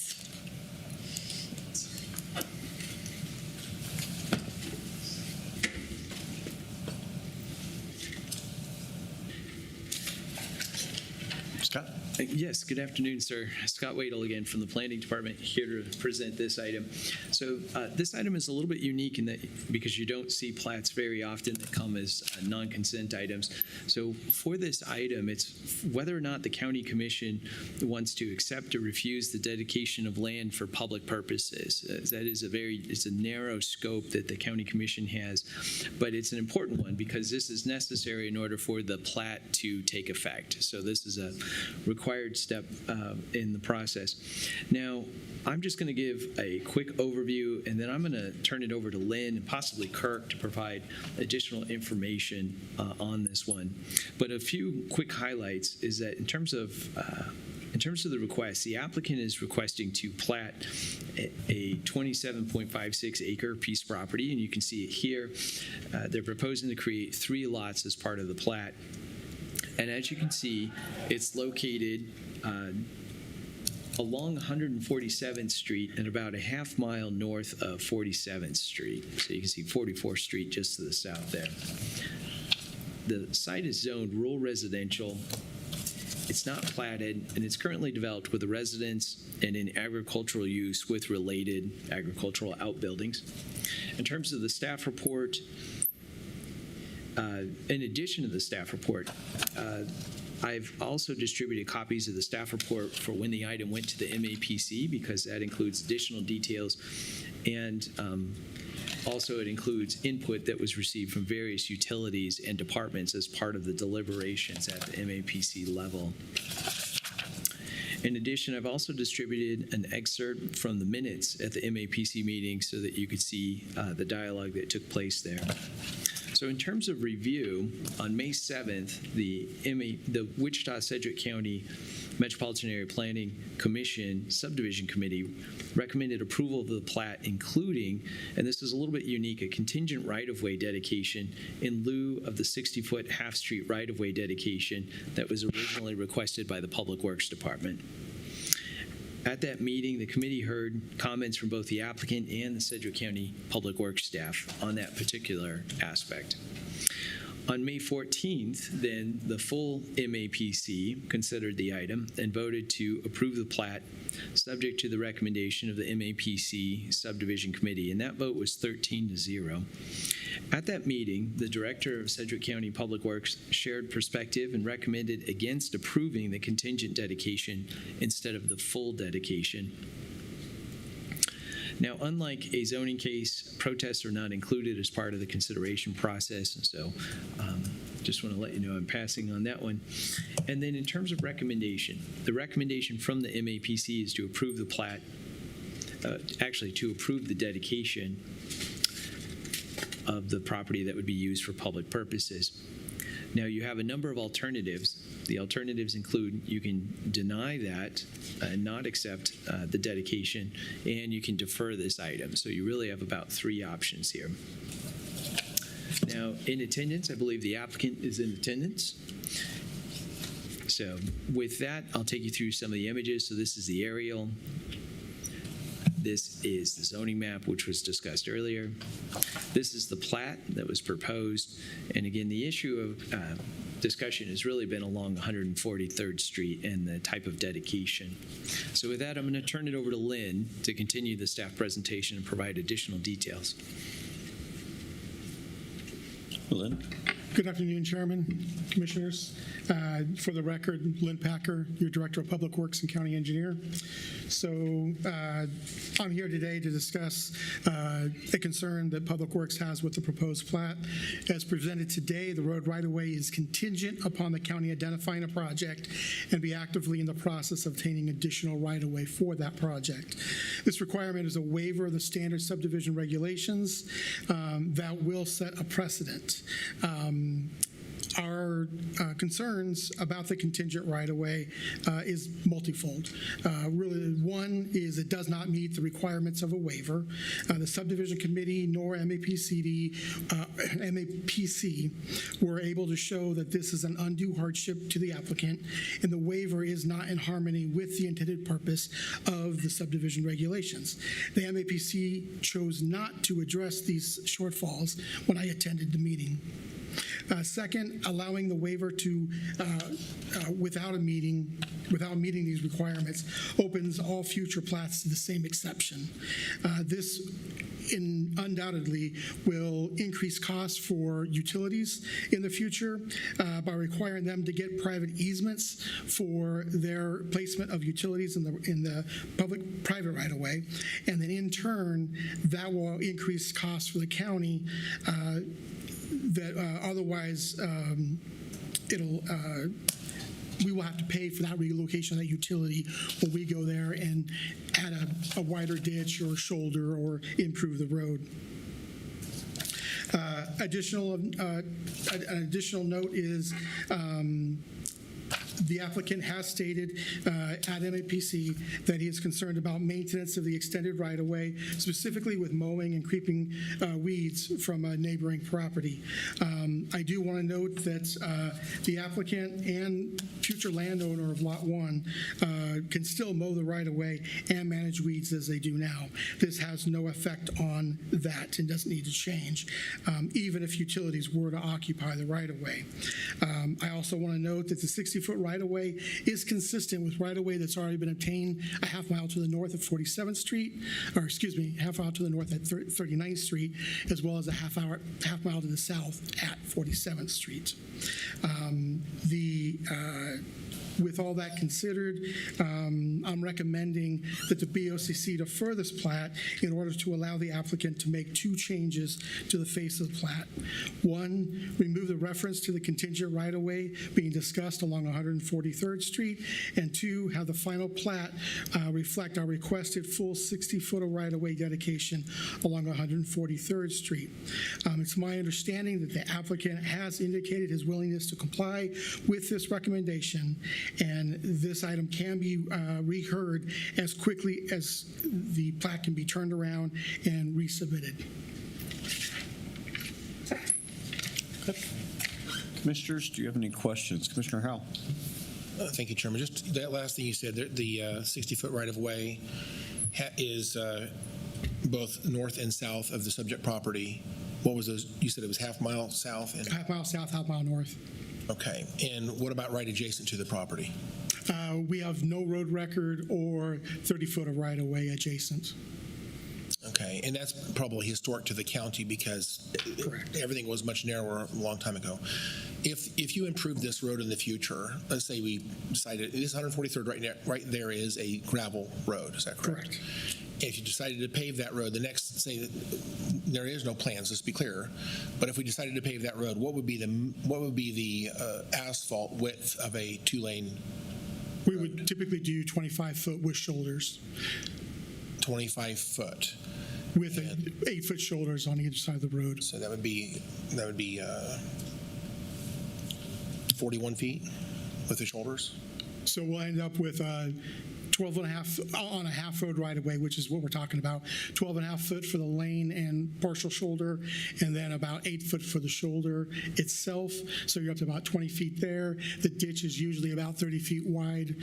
So you're up to 50 with the ditch. And then unlike the cities, we can't franchise. So we are required by state statute to allow for room for utilities. So usually that extra 10 feet is on the backside of the ditch is for utilities. So if I added all that up, what's the final number there? 60 foot. 60 foot on either side of center line. Correct. Okay. I guess from my perspective, it seems like an awful lot. That includes. It does seem like a lot. When you talk about a full road right-of-way being 120 feet, a lot of people are like, wow, that seems like a lot of right-of-way to do stuff. When we first go out there to grow, it's usually adding shoulders or improving the ditches. The biggest problem we have with paved roads is drainage issues. So we always take care of the drainage when we make improvements. The next thing that's going to happen in the future, that if, I will note that this is within 2.5 miles of the city of Wichita. We're within their 3-mile ring. So therefore, it isn't a matter of if this will ever develop. It's just a matter of when. And it's going to be sooner than later because we're within 2.5 miles of the city of Wichita. But when we make our improvements, the next thing the city's going to do is they're going to come in with curb and gutter, maybe a third lane, but they're going to come in with curb and gutter with storm sewer. That's going to allow those ditches to go away, 30-foot wide ditches to go away and tuck up underneath the curbs and along the sides of the roads. So therefore, it gives them more room for sidewalks and bike paths and things like that because you're in more of an urban layout versus our rural. So if you didn't have all, again, you mentioned the shoulders. What was that? Okay, we have the pavement for a 2-lane road and shoulders, 8 foot each side. What was on top? What were the other things you listed there? The ditch, open ditch. Open ditches. That's 8 feet each side. So it's No, top 15. from the top to top of the ditch is usually around 25 to 30 feet. 30 foot. Okay. Is there anything else I'm missing on that list? And then the 10 foot of utility, we leave for utility on the back of the ditch. Okay. This might be a discussion for a staff meeting in the future, but in roads like this, 120 feet just seems like an awful lot. And again, I know that if the utilities were to go, again, there's information in the backup here that says utilities don't have any plans. Butler or Evergy have no plans of putting utilities in that spot. I'm not sure what other utilities might go there, but if they put utilities on the private, again, if this wasn't dedicated right away, and they put this in the private owners, the property there, and then suddenly there was a need for more right of way, we would have to pay then to move the utilities. That's the point you're making? Well, two things. In this particular property, they do have looks like they have a rural water district, has a 30-foot water private easement. So any utility wants to go in, it's going to have to go beyond that rural water.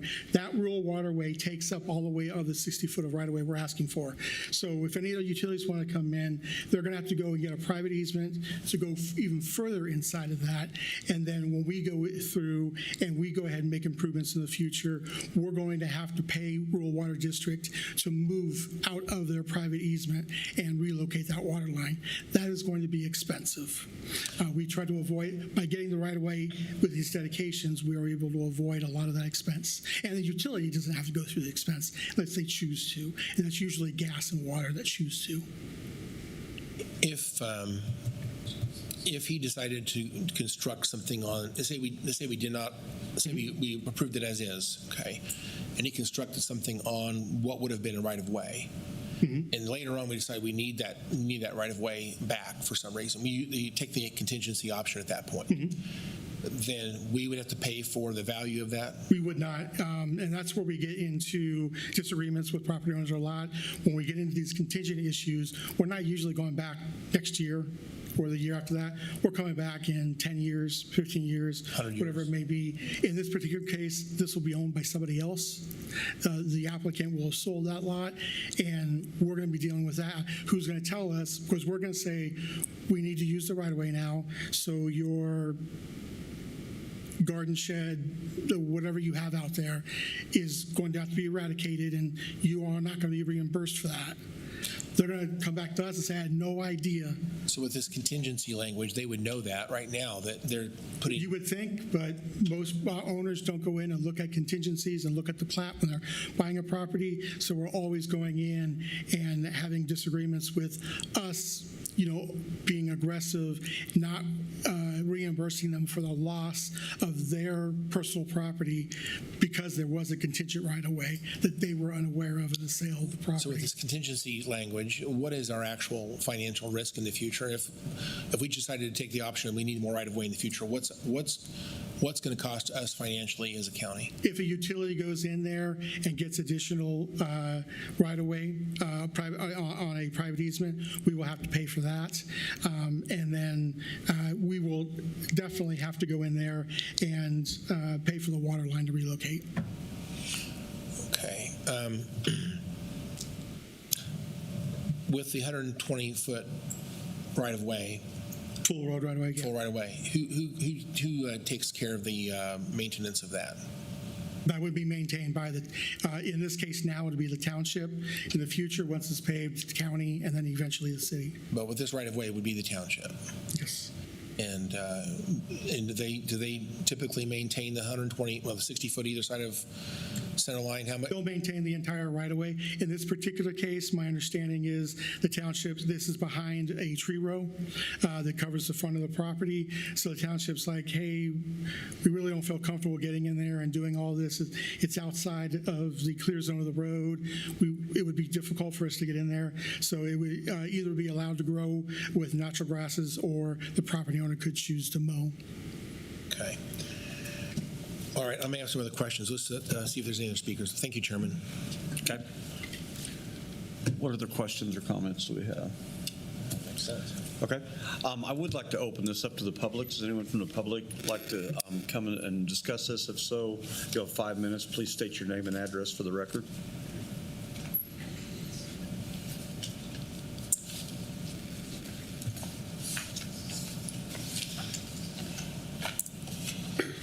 Hello, my name's Oscar von Heidenreich. I live at 359 South Lemuel Court here in Wichita. I just bought Lot 1 a few months ago. I think all of this started because all the information that we had when we went through the title and everything just showed 30 feet along a 30-foot road easement along 143rd, and then another 30-foot utility easement after that. And so that's what we expected. And then when we were told it was 60 feet, we said, well, where did that come from? And there was we didn't know of any documentation or anything that defined it. It just seemed like it was being handed to us. So that was our opposition to it. Just for information, as far as we can tell, or at least I can tell, the water main runs on the other side of the street. I can see the feed there. So I don't think it's on my side of the street. I don't know what else might be there. There's a gas line that runs east-west on the south side of 44th, but I don't know where its source comes from. But anyway, that was our opposition to it, and I think we've come to the conclusion you can't fight City Hall, so we just decided, fine, we'll give in. We'll give them the 60 feet. If that means we have to redo the drawing, because on the drawing, we added that on there at the time. That was what the commission or the committee before had recommended. So we put it on there, and that's what's on the drawing now. We'll resubmit the drawing to take it off and just give them what they wanted. So. Okay. Commissioner Howell? Thank you, Chairman. Oscar, thank you for being here this morning. When did you purchase the property? In February. I think we closed on the last day of February of this year. And you did not know this was going to be changed? The subdivision things sort of came in the process of me buying the land, so it wasn't a subdivision when I bought it. I didn't buy lot 1 of the subdivision. I bought that big long legal description that it gives. So it wasn't a thing when I bought it. But now that we want to make that into a subdivision, all of this has come up as a requirement for the subdivision to be approved. So I've already kind of, like I said, I accepted fate, and I've already said, well, for 30 feet, the original 30 feet plus another 30 feet for the 60 feet that they want for the road, and then another 30 feet for the utility. I've just lost 90 feet of length, the whole thing, which is like an acre and a half of land. The difference might be that you probably would maybe use that in some type of structure, perhaps. If all you do is use it for farm animals or recreation or even a fence. I mean, a fence is a fairly low risk in terms of, it is a risk, but they may not develop this for 100 years, and so that fence may not be a major concern because the risk is fairly low that it will happen anytime soon. Okay, so I don't know when it will happen if it ever does. But what would you have used that right of way for if it was personally owned? All I was going to do was build a house there and retire. It's my retirement You would place. build it closer to the road like that? I wasn't going to. So it may not change your plans necessarily. No, like I said, and laying it out, I just said, all right, I'm not going to do anything for those 90 feet of land, and everything fits in the other. It'll just be land that I just either let grow as natural grass or put some trees or something. But And you do have, it sounds like, again, you work with the township, but I don't think they would not mind you taking care of this as if you owned it. They probably would prefer that. So yeah, from what I can see, they don't take care of. There's all kinds of overgrowth in the trees along the street there that I don't believe. So this may not really, I guess I would just say this, even though you say you can't fight City Hall and you're going to give up, it doesn't really change your quality of life or your plans in any way, really, if we do this or send it back. No. Okay. No, Thank you so much. Appreciate that. Okay. All right, any other questions from the speaker? Okay, thank you. Would anyone else like to speak? Would anyone else like to speak? Okay. If not, I'm bringing it back to the bench.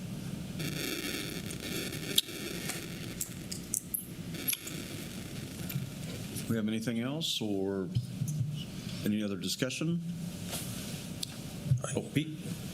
Yeah, thanks, Mr. Chairman. Based on Lynn's presentation, and it's unprecedented and increased cost overall to the county on future stuff, and the recommendation to defer, I will be fully supportive to defer this. And if the applicant was going to correct the plat, and if there's no argument there, I just want to let everybody know I'm in full support of a deferral on this when the motion's made. Okay. Commissioner Howell? I have a question for staff. Considering, I feel like this is, I understand Lynn would desire this to be more normalized, and that's fine. But I feel sympathy for the applicant a little bit because this is going to add time and cost for this to go back and they have to reprint the Mylar. I would actually ask us maybe to reconsider why we do things on Mylar. Maybe I need to have that a better understanding why Mylar is necessary. But to the extent this has to be sent back and readjusted, MAPC is going to have to meet again, I assume, or backwards. No? No, actually, this could actually be heard hopefully by you guys next week. The change, we have to make a change because on the plat now it says specifically that it's contingent right away, as well as it has platter's language that notes that it's going to be contingent right away based upon certain things happening to make that dedicated right away. So basically, a sentence in the platter's text needs to be deleted, and the word contingent needs to be deleted along the demarcation for the 60-foot right away. And if they haven't already done that, they can simply just turn that back into the clerk's office. We'll put it on agenda, and if everything as is what we requested, it'll be a consent item agenda and just go. Could we not have done that today with an amendment from the bench? I'll defer to Kirk, but we were told we were not given that option. That option was not available. Okay. So to clarify, will there be a cost for the applicant?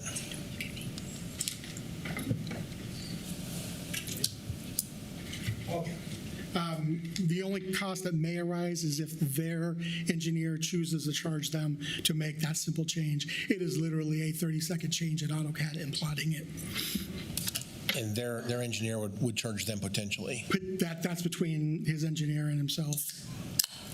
Okay, well, I guess I don't want them to be charged for this, but here comes another person. The other option could be we would show them how to do it, but they could literally manually erase the word contingent in that sentence and resubmit it, and we'd be okay with that. There's a, Chairman, if you were willing, I don't know if you want to let this other speaker clarify anything, but he's up to speak apparently. Yep. Sir. Good morning. My name's Jerry Vaughn. I've been in front of the MAPC before. My address is 14630 East 44th Street South, Derby, Kansas. I've lived in that house for 35 years. This is a 2-house subdivision. It'll be 3, but we're looking really at 2 houses. Couple things. First of all, it will cost more money. I've already talked to my surveying team. It will cost more money. It will cost time.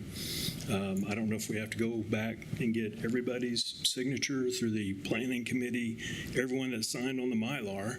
I would assume, since the Mylar changes, has to get re-signed. So that means we're going to have to go through the Wichita people's signatures, the county people's signatures, and then bring it back.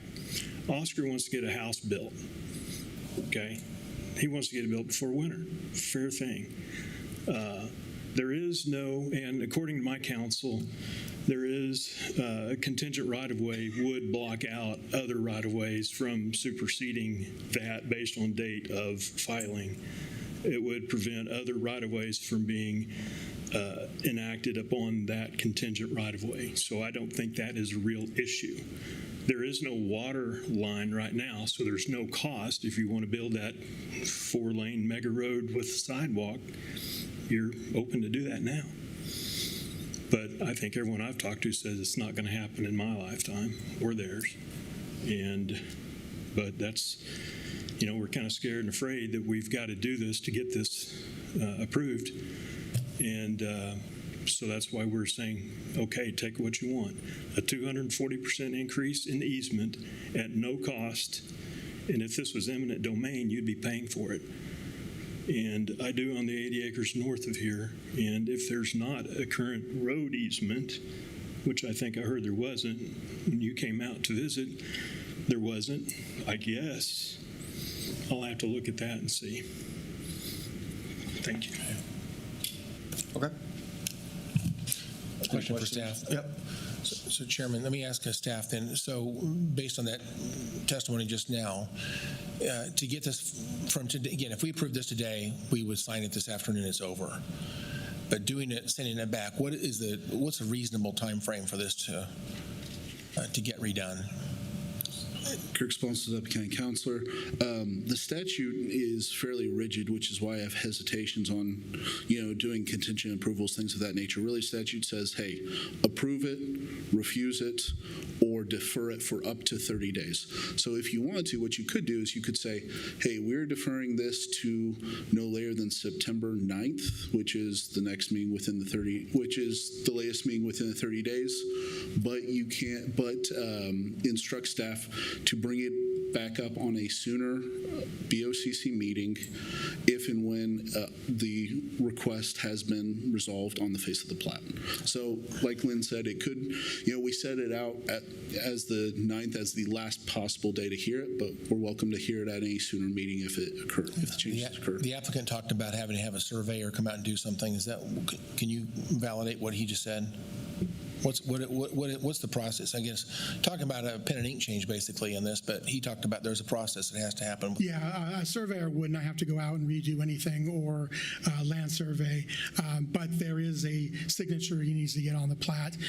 If he were to choose, for example, like I said, if he were to choose to manually erase something or have his engineer reprint it out, they would get a new signature from that surveyor, and the rest of the signatures, except the owners themselves, would be staff and City of Wichita. All right, thank you. And Mr. Chair, there's another person who wants to say something that's acceptable.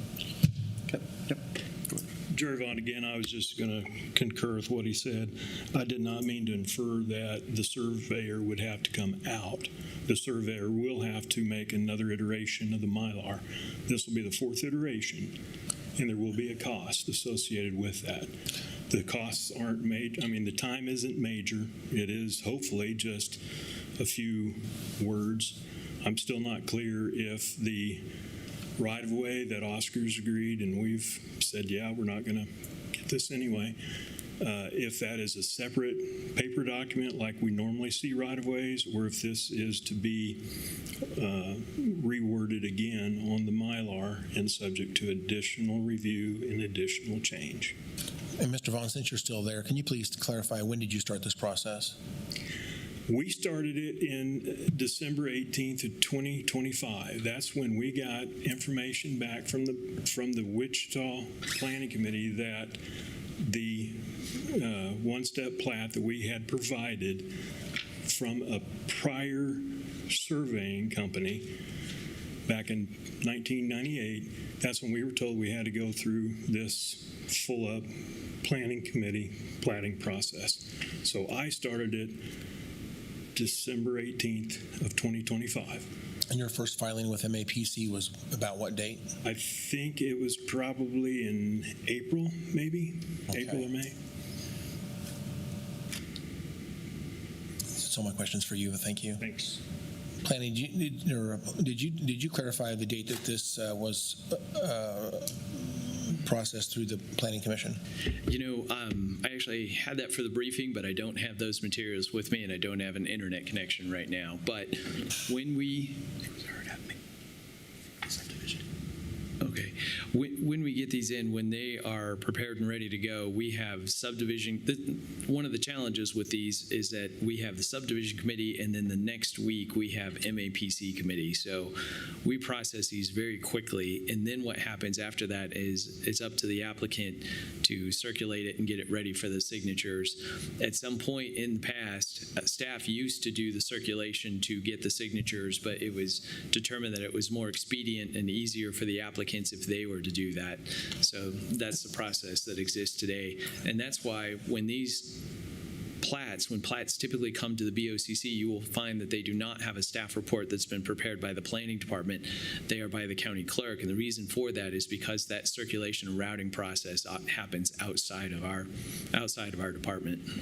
So are you suggesting in this case, with about a 4-month process, that some of this delay is, a significant portion of this delay perhaps is based on the applicants taking time to get this routed? Well, and I'd also say that oftentimes there are conditions and things that need to be resolved, like maybe there's easement paperwork or something like that. So sometimes it's stuff that the applicant, even if they work as quickly as they can on it, it does take time to work through. So, but yes, what I'm trying to clarify is that the planning department works very diligently at moving things in an expedited or quick manner. All right, thank you. Thank you. Mr. Chairman, I've lost track of whether there's a motion or not, but if there is a motion, please remind me of that, and I would probably have some comments before we vote. Thank you. I do not believe a motion's been made, so if you'd like to make that motion. I'll make a motion, and we'll see what happens. Or someone else like it?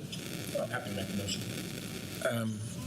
Either way, if you make a motion, I'll probably make a substitute motion. My guess is we might agree, maybe we don't. I'm not sure where you are, so we'll see what your motion is, and I might make a substitute. Go ahead. Yep, I'm happy to make a motion. Okay. So I move that the board defer this item for no later than 30 days for the purpose of allowing for modifications to comply with the requirements established by the Board of County Commissioners. Thus, the item must be brought back to the BOCC on the September 9th meeting or before, unless the applicant performs the necessary modifications and informs MAPD, at which time that item may be placed on a sooner agenda.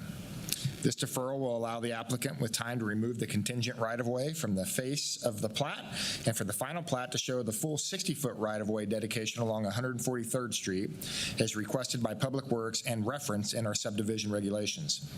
This is based on my finding that the present plat does not conform to subdivision regulations and that the proposed contingent right-of-way circumstances do not meet the necessary standards for undue hardship because the modification is inconsistent with the intended purpose of the regulations. As part of this motion, I direct MAPD staff to notify both the owner and MAPC of the basis for the deferral in writing. Okay. And I'll second that motion. We have a motion and a second. Commissioner Howell, did you want to, or do you want to discuss that, or do you want to make a substitute motion? I'd like to discuss it, then make a substitute motion. Okay. Why don't you just make your substitute motion? Well, so here's my concern. Again, I understand the biggest reason we're doing this primarily is because of a fear of precedent. And I would just say, based on our conversation today, if anybody thinks this is creating precedent, they need to listen to this meeting. I don't think we're greenlighting the idea that we're going to simply approve everything that's lesser than 120 feet just because of this decision today. But I would acknowledge that this is not an ideal process flow for a plat. And I think that there have been errors that have been made. And I think that the risk to the county is small and probably will never happen. There may be no detriment to the county whatsoever. The utilities have already stated they have no conflict with a lesser right-of-way, and it sounds like the rural water is on the opposite side of the road. Recognizing that this delay will cost time and additional time and money to the applicant, and considering this error, I think was essentially led by, if you will, a process that in this particular case was flawed. And knowing that we're not intending to change any type of future precedent, being 120 foot normal as a normal right-of-way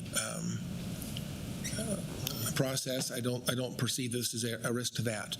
The right-of-way currently is much less than what we're proposing today. Any risks that we would create by reducing this to what the current plat is described as is no worse than what we have today without this plat being updated. So I would just make a motion today based on those reasons that we would approve the recommendations of MAPC. Okay. Do we have a second? I would second that motion. Okay, we have a motion and a second. We will vote on the substitute motion. Madam Clerk, please call the roll. Commissioner Meitzner. Well, I'm not going to support this. I'm not going to support the substitute motion. The precedent, it doesn't matter. Every future applicant, regardless if they watch this hearing or not, it doesn't stop them from asking for the same thing. And reading the summary from one of the planning commissioners, they just ignored the advice of the precedents during the meeting, and somehow it got approved. Shame on the planning commission for approving that. And I'm not going to be a part of every future application for zoning to allow this to be at least in the applicant, and then we have to have this kind of discussion again and again in the future. So I will not be supportive of the substitute motion. So my answer is no. Commissioner Beatty? No. Commissioner Howell? Since we're taking explanations of vote, I would point out that both subdivision regulations as well as MAPC, these were unanimous decisions. And again, we may not like that, but it was brought to us with a very thoughtful process. Even though they deviated from a standard, which they should not have done, it is what it is, and I think that the lesson has been learned. So, again, I don't think this is precedent. With that, I vote aye. I'll add comment with my vote as well. I'm going to vote in support of it because I agree it's not setting a precedent. I think that there's a different situation here that is maybe able to be worked around. I don't think everything that we want to see needs to be set on different terms. I understand why we want consistency in our process as well, but it just doesn't feel good taking this much area for a future that none of us have the crystal ball to see. So I'm going to go with supporting this. Aye. Okay. Chairman Blueball? Aye. And the motion passes 3-2. Madam Clerk, before we go to our next item, because we're running up on a time crunch, and I'm concerned that our fire chief is going to fall asleep with this conversation, could we go ahead and recess the county commission meeting and open up the fire district number 1 meeting?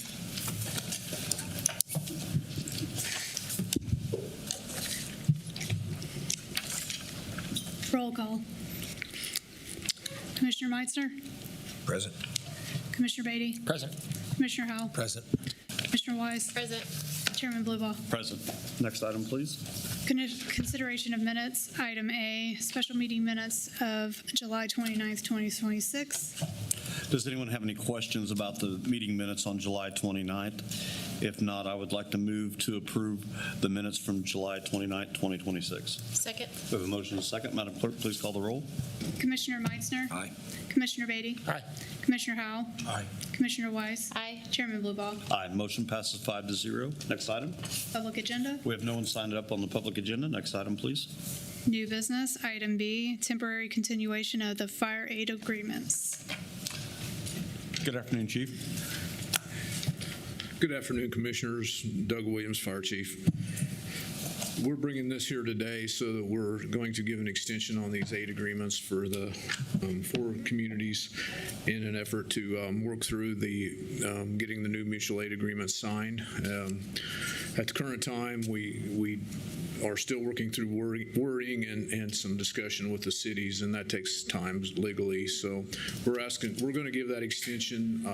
I take this very serious because, we brought this a year ago almost. We brought this to your attention through the steering council that we're having these safety issues. So as we give 30-day extension, I don't take that lightly. It is still having the safety issues. So with that being said, we're willing to do that in order to get these agreements pushed through. Okay. Commissioners, do you have any questions or comments? Commissioner Beatty. Yeah. Hey, thanks, Chief, for this. Just 2 quick points. Number one, the biggest factor here is we want to allow these cities to get through their budget process at the end of August, early September. That way they have an idea of what they're doing, how they're doing it. That's part of this conversation. And this is coming at the request of many of these cities saying, hey, if we can just get some more time. On the flip side of that, and because this is extending till September 23rd, so it gets them through their budget adoption process for 2027. On the flip side, there has been several conversations too asking for more time. Can we get a year? Can we get 2 years? I have not been supportive of that, and I will not support that. And the main reason I won't support a longer time period than what we're doing here is that the factor that is motivating these conversations is a safety factor. Yes, there is a taxing and equity conversation. That certainly has merit. But the main factor that's motivating the sense of urgency is we're acknowledging there is a safety situation and a safety risk to our firefighters, the firefighters from volunteer and part-time departments, and also citizens. And if we continue to push this out 1 year, 2 years, and beyond, that's not mitigating the safety concern.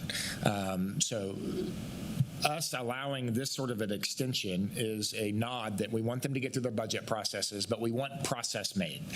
We want to progress. We want progress to continue being made, and we're actually aiming at something to modify these aid agreements or cancel the aid agreements outright. So what this is a nod that we do want to help our cities. We want to be in those conversations. We're listening to what their needs are, but we also have a sense of urgency here that we cannot ignore and I will not ignore the sense of urgency with these safety issues. So I appreciate the accommodation. I know these conversations are ongoing, particularly with Valley Center in my district, significant conversations. So thank you for this recommended action, and I will fully support it. I appreciate what you're saying, and I think you're right. We can give more time to get these done, but one of the conversations that we're having with these communities, and I think it's gotten taken out of context, is NFPA for a volunteer fire department calls for 10 responders in 10 minutes. And now that seems to be the target. And that target is being used, well, if we get 6 people there and you bring 5, then we have 10. And that's not the goal. The goal is that we're aiding you, not providing part of your service. And, I think to touch on that, to understand for a fire in Park City and Bel Air, we're sending 18 firefighters. Minimum. And with that being said, in the city of Wichita's normal dispatch for a residential house fire is 25 personnel. And then they also dispatch a rehab unit to boost that up to possibly 28 personnel. So I think this conversation has went off track from, we as a department think it's safe to operate with 18 people on an initial response to a residential home fire. And so I think the conversation has gotten caught up into, well, we get 10, we're okay. And that's not okay. We're not wanting to to go that route. And so I think that's one of the conversations that has gotten taken a little bit off track. And Chief, I appreciate that. I think part of this has actually been an educational experience for a lot of people where we've been able to really define what is or isn't appropriate, what is or isn't expected. I think this is very healthy in many regards. I think we're going to have a better product, a better fire response for all of Sedgwick County because of these conversations. And sometimes that takes bold action and takes a little bit of moral courage. And sometimes it takes forcing the issue so that we can ensure safety. We cannot compromise on safety. But I had a great conversation yesterday with one of my constituents from Valley Center, and this was the conversation, is that in their neighboring cities that are fire district cities, Park City and Mays, Bel Air in particular, these are fire district cities, Keachai as well. If there's a structure fire in these cities, they will get 18 to 19 firefighters minimum. And I think Valley Center deserves the same. You know, to settle that 10 on a structure fire is sufficient or okay, and that's the minimum threshold that should be hit, and that's just satisfactory. I don't think that's satisfactory for citizens in Valley Center. I don't think that citizens in Mays or Park City should have that big of a difference of a standard of what we do or don't allow for our citizens in our fire district cities. And I want citizens who live in Valley Center to have that same sort of threshold, that there's an expectancy there that we won't compromise on. So that's part of the conversation. It's been an educational opportunity, and I think it's been helpful. And I think what we get as a byproduct, the finished product of all of this, is going to be a better fire response for everyone in Sedgwick County. You know, that's a very good point, because one of the things that's taught real early in company officer training that we give to lieutenants and captains across the nation is given to first level officers, is that when you get on scene, by the time you realize that you need 3 more, 5 more, then you need to call double, because the time they get there, you're going to need more help because the fire will extend. Yeah. So, you know, that's getting the people there when you need them there is very vital to what we do. Okay. Any other questions or comments? If not, I'd like to make a motion to recommend the approval of the temporary continuation of certain fire aid agreements until September 23rd, 2026, and authorize the board chair to sign the continuation letters and authorize the board chair to sign substantial similar continuation letters for any other municipalities as recommended by Fire District Number 1 Fire Chief. Second. We have a motion and a second. Madam Clerk, please call the roll. Commissioner Meitzner. Aye. Commissioner Beatty. Aye. Commissioner Howell. Aye. Commissioner Wise. Aye. Chairman Bluebow. Aye. Motion passes 5-0. Next item, please. Budget discussion. Okay. If we don't have any budget discussion, next item. Other. Okay. Anything on other? Okay. Next item. Executive session. Okay. We do not have an executive session at this time. We will adjourn and go back, adjourn Fire District Number 1 and go back into the Board of County Commission meeting. And as we go back into the BOCC meeting, I would like to go ahead and skip through budget discussion and other and go to the action item for executive session. Okay, Chairman, we do have an executive session. I move that the Board of County Commissioners recess into executive session for 45 minutes until, what would that be, 1:30? 1:20? I can't do math. 1:23 to be exact. Let's round up to 1:25. For legal consultation with legal counsel for the county regarding matters deemed privileged in the attorney-client relationship in order to discuss potential legal claims and related actions pertaining to contractual matters, and that the Board of County Commissioners returns to this room from executive session at 1:25. Okay. I'll second the motion. We have a motion and a second. Madam Clerk, please call the roll. Commissioner Weiser. Commissioner Meitzner. Aye. Commissioner Beatty. Aye. Commissioner Howell. Aye. Commissioner Wise. Aye. Chairman Bluebow. Aye. And a motion passes 5-0. We'll be back in here at 1:25. Are we upstairs or downstairs?